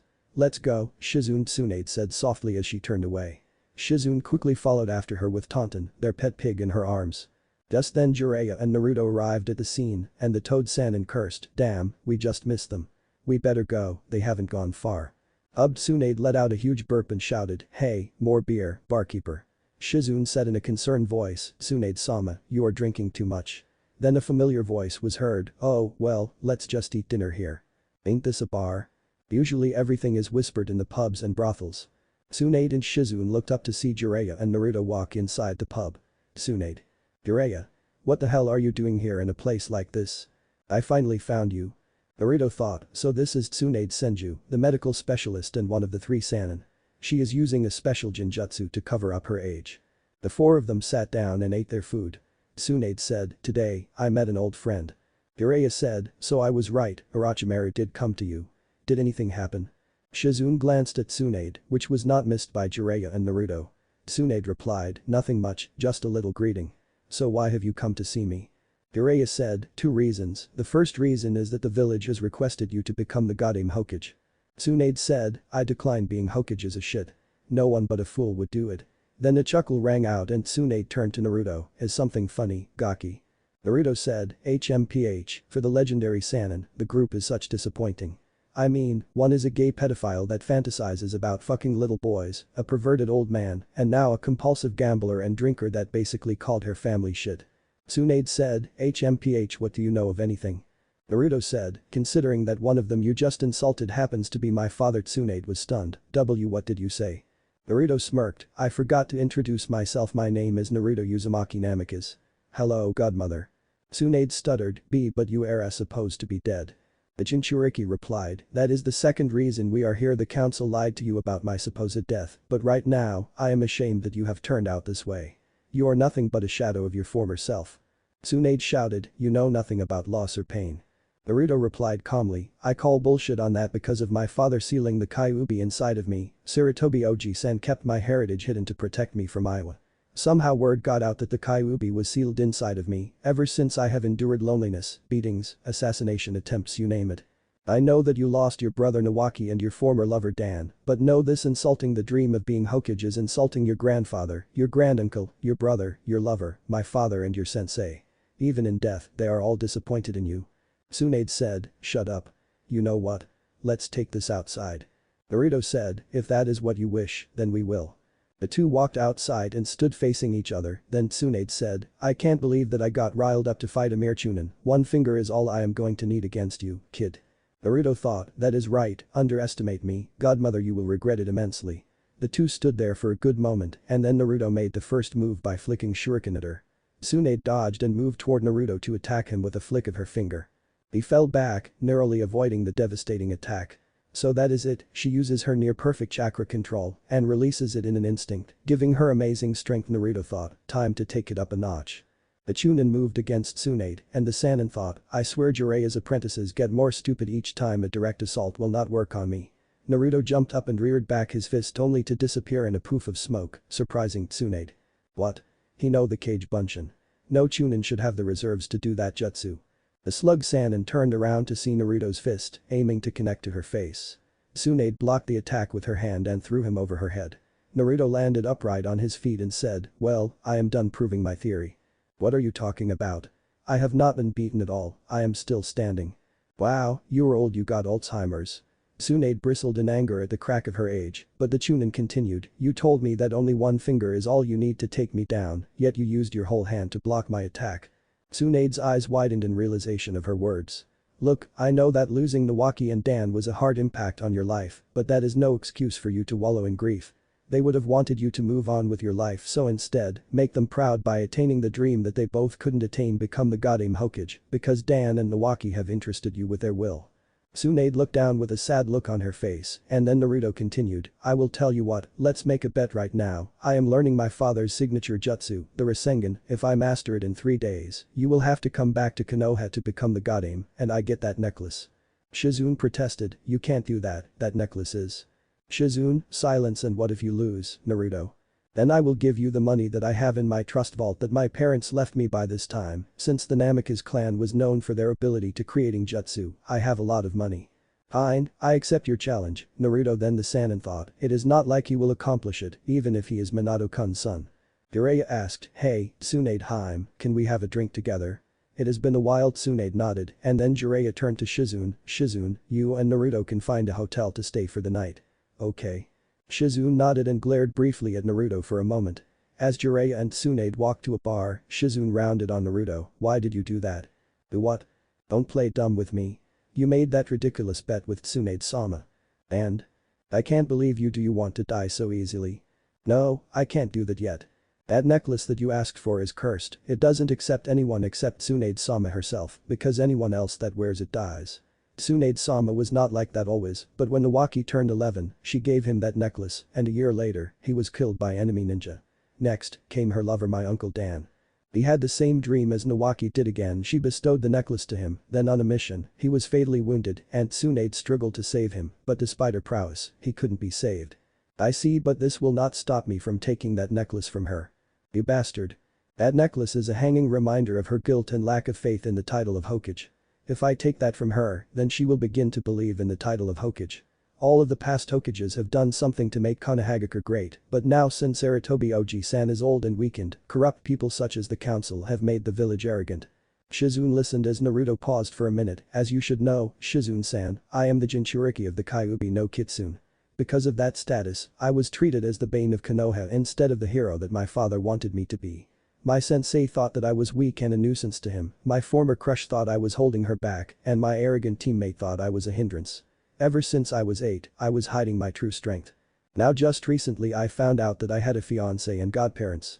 Naruto looked up at the starry night sky and said softly, "Plus I know how she feels. There was a person that I met on a mission. His name was Haku Mamachi, the adopted son and apprentice of the deceased Tsubusa Mamachi, the demon of the mist. On our C-rank turned A-rank mission, I encountered him for the first time as a disguised hunter ninja. I was jealous that he was able to take out Tsubusa with one blow, while Haddock's incompetence cost him to be injured." Shizune reprimanded him, "Kakashi Haddock is a great man and a strong jonin. You should show more respect to him."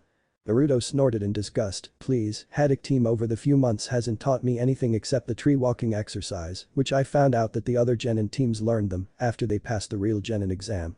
But the prized Uchiha that is also my teammate has been getting private training, leaving me and Haruno team to bite the dust. I respect Hiro Kaiufu more than Haddock, and he is a much bigger pervert than he is, that is saying something considering I detest perverts. Shizune said, that is not true. The boy replied, you can ask Jiraiya-sensei to confirm it for you, since you are so filled with doubt. Now back to the story, Haku was the one who taught me what a ninja is a tool to be used, and he also taught me about the concept of dreams and the importance of having friends to protect. He told me that the second time when I was training late. The last time I met him, I didn't recognize him because of the mask. Eventually we fought and I won the battle. He asked me to kill him because he considered him as a tool, and when a tool becomes broken, then it is discarded. When I was fixing to knock him out, he sensed that Zabuza was in trouble and moved to his position via Shunshin. I found him dead with Haddock's arm sticking out of his chest. I lost my friend, one of the only people that understood my pain since in Kiri, he was shunned for his bloodline. His own father tried to kill him after killing his mother in front of his eyes. Shizune's anger subsided as she saw tears running down Naruto's face. I understand what Tsunade is going through, but the past is the past. There is nothing she can do to change, but she doesn't want to come out and face the light because she is used to the guilt and darkness that hung over her life. Making that bet and winning will make her see the light. After all, she is my godmother and I am not going anywhere without her. Now, come on, let's find a hotel, Shizune-san. Jiraiya and Tsunade the bartender said, sorry for the delay. Jiraiya said, nice night, huh? You have grown more beautiful. Tsunade replied, you haven't changed a bit, Jiraiya. Jiraiya smiled as he drank his bottle of sake. So are you worried? Jiraiya asked. About what? Naruto. No. Really? Back there, you acted childishly when he told you the truth and he basically conned you in that bet. It doesn't matter, he will die sooner or later with or without the necklace. Don't underestimate him, he is Minato's son after all. You shouldn't be so reckless. Reckless? Going to meet Orochimaru, huh? How do you? How do I know? I could see it on Shizune's face. I don't know what kind of deal he offered, but don't make such a hasty decision. Also there is one thing I want to make very clear. Tsunade looked at her old teammate as he said, your godson is right, the past Hokages have indeed died, but they died for good causes. Your granduncle died to protect Sensei and his teammates along with Danzo team and his team. Minato died because there would be no Konoha if he did seal the Kyuubi. You have no right to insult them, considering that they wanted to save lives just like you did long ago, so if you do anything to betray the leaf, I will kill you without hesitation. It has nothing to do with me. Only a murderer would show no feelings knowing people close to them are dead. You are not like that. Stop lecturing me. Why did you bring him along anyway? 1. Because he is my godson as well as yours. 2. He is just as stubborn as you, just like his mother, and he has a hidden power to change people for the better. 3. I figure that at least you would want revenge against those bastards on the council that mistreated him over the years. Mistreated? I found out from Sarutobi-sensei, the Ichiraku family, the shinobi clans and Naruto himself. He had assassination attempts on his life at the age of 5, he was beaten, starved, overpriced and shunned. The council gave him a shitty apartment and he was on the streets by the age of 3. Tsunade was visibly shocked at the seriousness in Jiraiya's face and knew that he was not joking. How is he not insane? Jiraiya replied, his friends were the ones that saved him. One person was able to treat him like a person, despite his past hatred of the Kyuubi, since it killed his parents. His name is Iruka Yamino, his second father brother in all but blood. The Sandan got up and placed his money on the table to cover their tab. I will leave you to think about it. The next day, Tsunade was walking through the town. The echoes of Kabuto's sliver-tongued words, Orochimaru's promises, Shizune's protests and Jiraiya's lecture was stuck in her head in replay. She gripped the necklace close to her chest as she struggled to decide what to do with the offers and the bet that she had made with her godson. Lost in her thoughts, she bumped into Naruto. You, Tsunade said. Yes, me, hello, Tsunade Bachan. Her eye twitched, Bachan. Naruto said, well, you are my godmother and despite that special genjutsu henge that you are wearing, you are the same age as Hiro Kaiufu. Tsunade said, what do you want, Gaki? I am busy. Naruto said, you can't decide what to do. Orochimaru gave you an offer that made you think hard about it. I am guessing he is using a kenjutsu to revive the dead, the ones you love such as Nawaki and Dan, correct? Tsunade stiffened and Naruto continued, judging by the shock in your eyes, I am right. There is also the fact that if you joined Orochimaru, the whole village including Shizune, Jiraiya-sensei and myself would kill you. You are very perceptive for a brat. Well, escaping mobs of angry villagers tended to make you grow up faster than normal. So it is true you really did endure all of that. The boy nodded and Tsunade asked, how are you sane? It is because of the bonds I had though I didn't gain recognition from the villagers and some of the shinobi, people accepted me knowing who I was. The old man I already had in my life, then came the Ichiraku family, next came Iruka-sensei, then my friends in my academy days Shikamaru, Kiba, Choji, Hinata. As long as there were people that saw me as Naruto Namikaze than the Kyuubi, I would protect that person with my life, despite the majority hates me. Tsunade thought, Dan Itato, I can see a bit of both in this godson of mine. He holds the same kind of strength that you two once possess. He possessed the will of fire. The Jinchuriki said, Godmother, I hope that you make the right decision. Follow your heart in this decision and another thing, you have a great apprentice. I have never seen anyone react with such passion towards their sensei, it would be a grave thing to do to break her heart as well. Wait, where are you going? I'm going to eat and then I'm going to train. I don't plan on losing you to Orochimaru at all. With that, Naruto walked away from her to the nearest restaurant, leaving Tsunade in her thoughts again. She went straight to the casino and began to gamble her troubles while deciding what to do. Base on the outskirts of Fire Country, I wonder which answer she will give us. If it is yes, then the destruction of Konohagakure will be in your grasp and Tsunade will be reunited with her two loved ones. However, if she says no, then it looks like I will have to force her to join us. Do you think it will be easy? I have you, don't I?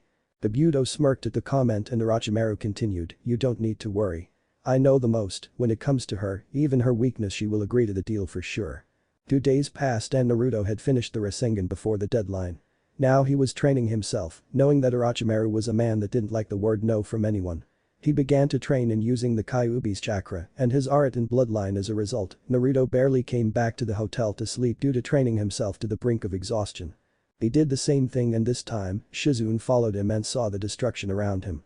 That boy, what the hell happened? Meanwhile, Jiraiya and Tsunade were at the pub once again, drinking. Jiraiya made the decision to remind Tsunade of her duty one last time. So what do you want this time? She asked. Tomorrow is the last day for the bet with Naruto. I wonder what happened to him anyway. Without Jiraiya noticing, Tsunade slipped an odorless and tasteless drug in his sake, watching him drink it. And soon the hours passed as Jiraiya fell asleep and Tsunade was able to slip away. Back at the hotel, Tsunade was caring for her godson as Shizune explained his condition.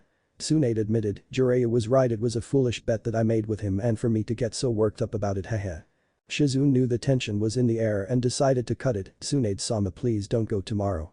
Tsunade said nothing and Shizune shouted, why wouldn't you say anything back, please answer me, Tsunade-sama. Tsunade didn't move and Shizune declared, if you plan to go to that man, I don't care if it takes my life, I will stop you.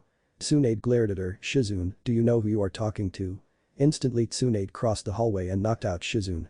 Meanwhile, Orochimaru and Kabuto were on the way at the rendezvous point to meet the exchange from Tsunade. Kabuto, it could be problematic if we had any interruptions with the exchange. Orochimaru said. Kabuto glanced at the snake Sannin, what do you suggest? Take care of that associate of Tsunade. It might be best if we kill her now. Kabuto took out a kunai and used it to maneuver him in a different direction. Hotel Naruto woke up and yawned, then instantly his senses were on alert. Hey, Kyuubi, what happened when I was asleep? The Kyuubi said, that lady plans to meet Orochimaru alone, she knocked out her own associate, and if my hunch is correct, she probably took care of your sensei too. Naruto growled, damn that old lady, she is going to get herself killed, she was not the woman that she once was before, and like that freaking snake tends to exploit weaknesses, he will do that if she doesn't agree with him. Naruto woke up and looked down to see Shizune on the ground just as Kyuubi said. Oi, Shizune-san, wake up. Shizune's eyes fluttered open and said, and Naruto the Jinchuriki replied, yeah, it is me, we got to move now. That old idiot of a godmother went to Orochimaru for his deal, we got to stop it. Immediately Shizune sprang into action, that is right, let's go find Jiraiya-sama. Her head came an inch out of the window until a kunai whizzed past her face. She looked to her left to see Jiraiya. Wait, Shizune, the Sannin said. Naruto came to the window, Iro-sensei, what happened to you? Jiraiya said, your fucking godmother, she must have slipped a drug into my drink. I can't control my chakra well and my body stings like hell. Shizune looked at the ground and gritted her teeth. Naruto said with conviction, which means we have no time to waste, no time either way, when we get there will be one less Sannin. Meanwhile Kabuto was hiding in the shadows, for Jiraiya-sama to even be here, this has gotten more complicated. I will have to report this to Orochimaru-sama and for Naruto-kun to be here as well. He shifted back and Jiraiya along with Naruto glanced at the place that Kabuto was previously at. Jiraiya said, Naruto, Shizune, let's go, and Shizune explained on the way about Orochimaru's promise. Shizune said, hi. Chapter 6 Gone is the drunk, fight, Tsunade. So Orochimaru is trying to convert Bachan to the dark side, huh? Perfect, this is an opportunity to kill him and end this whole charade of immortality mess here and now. Remember, Naruto, I am at only 40% of my strength at the moment. Naruto turned to him, I meant me remember, I was trained by you and my fiancé, who is cage level. I should be okay against him or Kabuto, but together that should be a different story for that matter. Shizune thought, is he really that strong? Soon the three of them including Taunton landed to the ground to see the destruction in the same place where Shizune and Tsunade first met the devious duo of doom after several years. The rubble looks a bit fresh, it looks like our little princess declined Orochimaru's offer. Jiraiya said, they couldn't have gone far from here. Good, I don't have to kick my relative's ass at all then. Naruto commented. What? Shizune asked. The Uzumaki clan is a part of the Senju clan. My ancestor Maiko Uzumaki was married to the first Hokage, which means I would be related to 3 Hokages since Tsunade is coming with us. Jiraiya said, come on, this is no time to go down the family tree. Tsunade won't last against Orochimaru for long. Right? Shizune said. Meanwhile, Tsunade was panting out of breath and trying to bash Orochimaru and Kabuto's brains inside their skulls.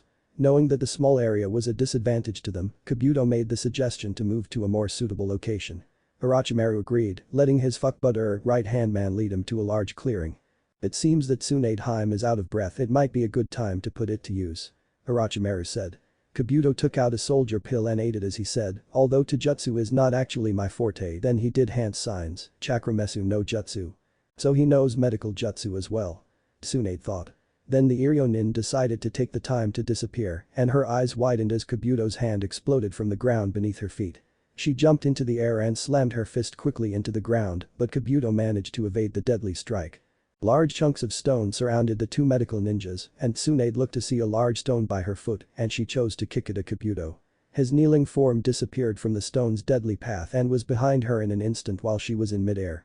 Kabuto touched her bicep and abdomen, only to leave Tsunade with an opening as she touched down on the ground. She slammed her shoulder into Kabuto's chest, making him slide back a few inches from her. Ouch. Tsunade said. Damn, he cut my muscles. She thought to herself. That is right, I have cut your bicep and abdomen muscles, so that super strength trait of yours will not be a nuisance to me anymore. Chakra scalpels. But if you have that, then why would you cut my muscles? Why aren't you aiming from my arteries?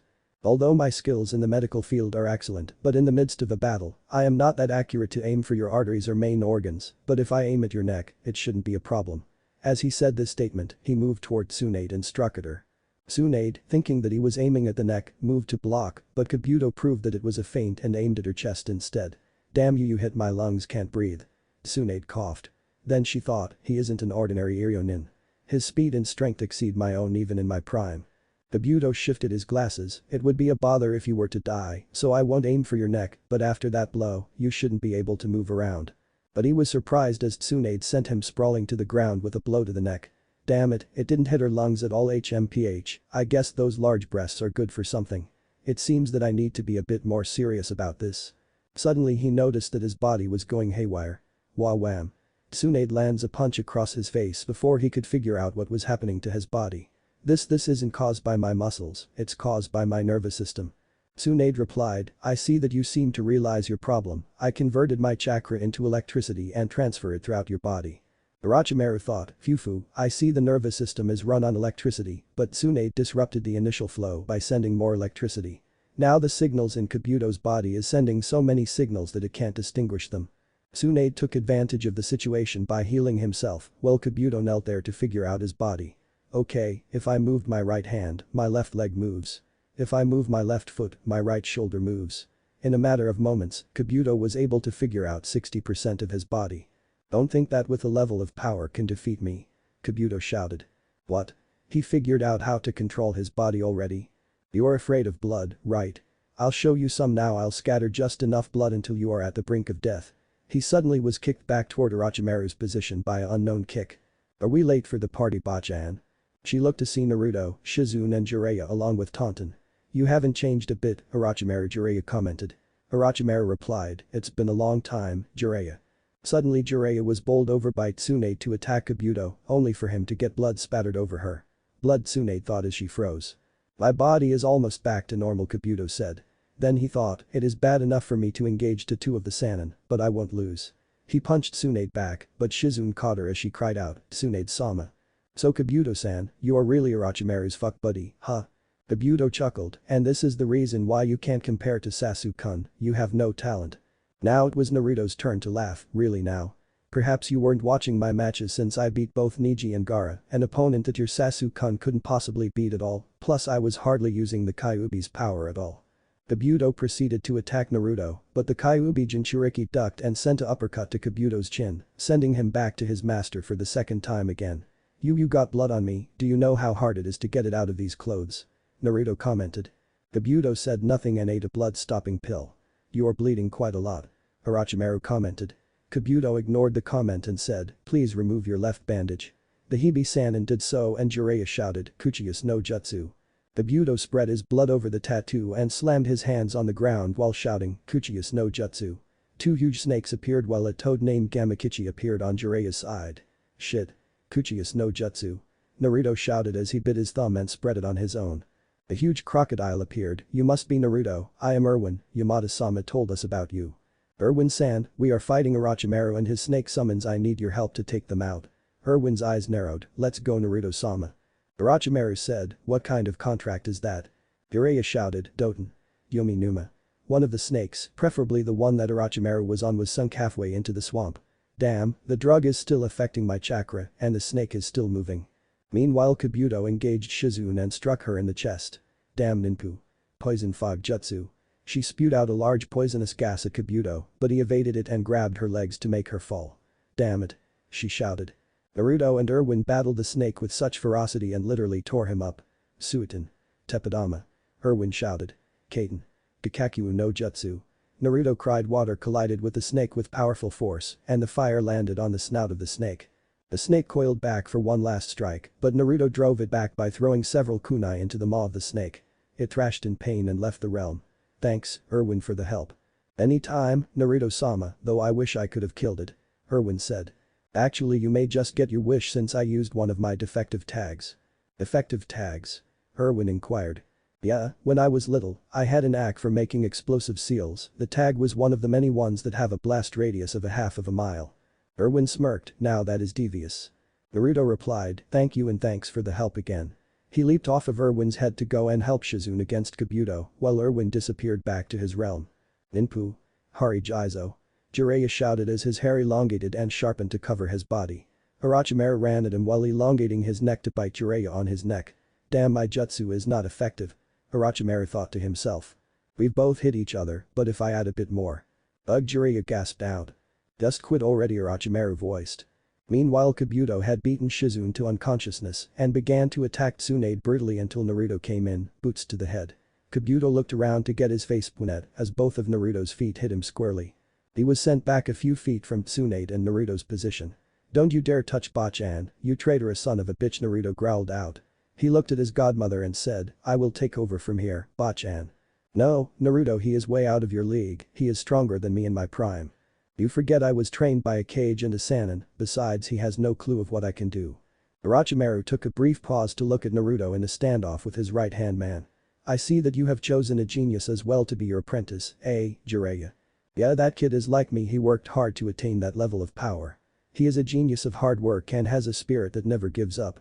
Don't insult my precious." Orochimaru shouted as he launched himself at his former teammate. Jiraiya chuckled, "Oh, did I hit a nerve, Orochi-chan?" Orochimaru sent out a kick to Jiraiya's head, but the Toad Sannin caught it and threw Orochimaru away from him. "I am going to enjoy killing you," Orochimaru growled out. "So you want a piece of me literally? Well, then come and try to get it if you can." Jiraiya taunted. Kabuto and Naruto time to die. Araton. Ryaiza Sakasu.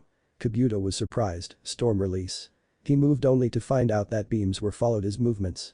While the beams converged on him, striking him with the combined power of electricity and water. "You are related to the Yondaime?" Kabuto asked in surprise.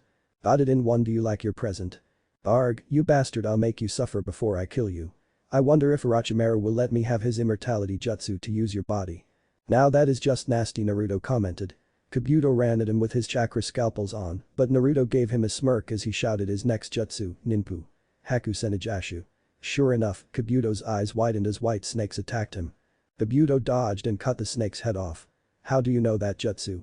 Tell me, did Anko teach you it?" Kabuto yelled out. Naruto replied smartly, come closer and find out. Kabuto moved in such a rage that he missed the chakra that was collecting in his hand. Hey, Bachan, are you watching this? Cause I just won your bet. Kabuto tried to stop, but it was too late due to Naruto covering the rest of the distance and shouted, Rasengan. Kabuto's abdomen was grinded and he screamed in pain as his body was gyrated with the spin and blasted back into the rock. If I didn't know any better, if you hadn't underestimated me and got surprised all of the time, I would say that you are Haddock's level, but maybe next time in the next life. Naruto said as he stabbed him with his katana using wind chakra on his blade. Now stay there like a good little boy toy until we deal with your master. He whispered. Kabuto growled at him and Tsunade was in shock as she stared at Naruto, approaching her. Okay, godmother, I would like my new necklace please. He said with a smile. Tsunade gave him back a soft smile. I guess that I can trust this to someone one more time, she thought as she put it over his neck. Thank you, Naruto, for letting me believe again. You're welcome. Naruto quickly pulled out Tiger's Fang to parry the Kusanagi. Now that was rude, can you see that we were having a nice conversation? You are going to be a hassle for me and the Akatsuki, therefore I can't allow you to live, Naruto-kun. Orochimaru said. Fuck you.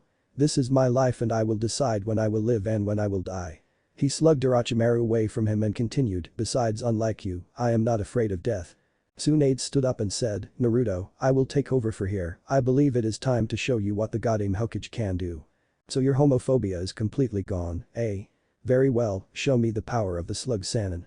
Tsunade moved fast and punched Orochimaru, sending him flying back, and then she shouted, Sozo Saisei. The mark on her forehead spread over her forehead and cheeks, while her wounds were sizzling and closing themselves up. Her wounds are healing themselves. The Snake Sannin thought. Why, Tsunade-sama. Even if you use that jutsu, you will be at your top strength, but then you shorten your lifespan. Shizune thought. Then Tsunade moved to spread her blood on her wrist and somehow Kabuto was able to escape his prison by using his Doton manipulation to spread his blood on Orochimaru's tattoo summoning mark. Jiraiya-sensei, are you okay? Naruto asked. Jiraiya replied, yeah, I think I have enough chakra now to summon Gamabunta. Naruto replied, don't, if Orochimaru is summoning Manda, then I believe that my boss summon will be perfect to fight him, plus she has a score to settle. Naruto bit his thumb and spread his blood over his Hydra tattoo. Kuchiyus no Jutsu. All three of them shouted. 3 giant puffs of white smoke appeared to reveal Kitsayu, Manda and Yamada. The Yamada no Orochi. That contract was lost for over 14 years, how did you manage to get it? Orochimaru screamed in frustration. I doubt that you would be worthy to sign it because Yamada-chan would kill you painfully and very slowly. Naruto answered. You? Manda said. Yes, Manda team, it is me, how dare you make a separate contract after the fact that I banished you? Manda replied, HMPH, you were always holding me back, but now finally I can have closure by killing you. Orochimaru, there will be no need for sacrifices this time around, this is more than enough. Kabuto thought, summoning Manda was a huge risk, but since the Yamada no Orochi is here, Manda is overlooking the fact that Orochimaru-sama can't use his arms or his jutsu, but to think that Naruto had this contract with him. We have definitely underestimated him too much. After this battle, there will be one less Sannin. Tsunade declared. The legendary summons attacked at once. Kitsayu shouted, Zeshi Nensen. Acid spewed from her mouth and Manda slithered around to avoid it. He was able to constrict himself around Kitsayu and opened his mouth to bite the slug and inject his deadly venom, but Yamada chose to intervene. Hydra Trident. 3 of her heads struck at Manda from the left, right and dead center. Manda moved away to avoid the 3 snapping heads, while Kitsayu used the time to split herself into thousands of mini-clones and reform themselves into her. Let's go, Yamada-chan. Fueton. Kami Arashi. Yamada shouted, Kaiten. Karyudan. Pain. Ninsharyudan no Jutsu. The fire suddenly turned into a mixture of blue and white flames hurling at Manda, it crashed into the snake, obscuring them from Naruto and Tsunade's vision. Tsunade asked herself, did Naruto do it? Naruto thought, not yet, snakes are too slippery, Manda is the strongest, he wouldn't go down that easily. As the smoke cleared, he noticed that Manda has indeed escaped the blast and shedded his skin. He malted. He must be underground. Yamada deduced quickly. True to her word, Manda burst from the ground in front of Yamada's feet. She grabbed him instantly with her 5 of her heads, only to realize that it was his tail. Naruto turned to see Manda's head burst from the ground to attack Yamada from behind, but Kitsayu was able to reach in between them and shouted, Zeshi Nensen. A bit of the acid landed in Manda's mouth and Tsunade jumped up in the air to slam her fist to close Manda's mouth. Keep it shut. She shouted. This is troublesome to fight both of them at the same time. He shot out his tongue and it wrapped around Tsunade's neck, but Tsunade grabbed it and pulled him downwards to her as she shouted, "Let's end this." She slammed her fist straight into Orochimaru's jaw. Damn, her punch went straight to his jaw. Kabuto thought. Manda spoke up in pain, "Orochimaru, you suck as a summoner. Thanks to you, I can't eat solid food for a month with this acid in my mouth. Pray that you don't summon me again unless you are fighting her." He trained his eyes on Yamada, "Next time we meet you will pay for killing my subordinates." Yamada was a bit confused until Naruto asked, "So how many died?" 17 including my son, Naga. Good, they were not needed. Good thing I sent that explosive tag with that snake. Manda narrowed his eyes, "You will pay, both of you will die by my hands." Then he went back to his dimension, causing Kabuto, Tsunade and Orochimaru to fall to the ground. "Yamada-chan, thanks for your help," Naruto said. "Anytime, Naruto-kun, call me if you need me." Yamada disappeared back to her realm, and Naruto watched as Orochimaru was getting the shit beat out of him by his godmother. Soon Orochimaru stood up to reveal that it was not the real him. There are other ways to get my arms back, Tsunade. I am immortal." He began to disappear into the earth while Kabuto stared at Naruto for a moment. "We will meet again, and this time, I won't make the mistake of underestimating you, Naruto. I will kill you next time we meet," he said. Then he did a shunshin and disappeared. "So here and like the common grass snake he is. How are your injuries, Hiro Kaiufu?" "I broke a rib and leg. I like it better when you called me Jiraiya-sensei." "I was being serious at the moment, now that we are alone I can call you that." Tsunade suddenly felt the after effects of her jutsu and her true age showed. "Double-edged technique?" Naruto asked. "Don't worry, I will be fine with a bit of rest, Naruto-kun," Tsunade said. "Now let's go, we got to go back to Konoha in 2 days' time." 2 days later, the group were halfway to Konoha and on the road, they found it blocked by a squad of ninja. Their headbands were brown and had the shape of 2 bulky rocks. The shinobi were from Iwa. A woman stepped forward and said, "So the rumors are true, you are the son of the Kiroi Senko, Minato Namikaze." Naruto thought, nobody was to know that information that quickly, and Orochimaru couldn't have done that either, so it must be someone in Konoha. This has Danzo written all over it. Then he replied, "So what if I am? I am Kuritsuchi Otsuburo of Iwagakure, and I will be the one to kill you, Naruto Namikaze." The Kyuubi Jinchuriki sighed, for someone so beautiful is going to do something so stupid because of something in the past. "Fine, it seems that I have to play with you and clean up the mess my father made." Kuritsuchi moved to attack Naruto, who drew Tiger's Fang to block her kunai strike. "Pretty good speed, tell me what rank are you?" "I am a chunin." A little more and you may be promoted to jonin," he commented. He jumped back as she flipped through hand signs, "Doten. Doyari." Spears of earth came up from the ground and launched themselves at Naruto. He watched them as they came closer. Well, this is going to be very interesting. What if Naruto never forgives Kakashi? Chunin exams end here, and thanks for watching my video till the end.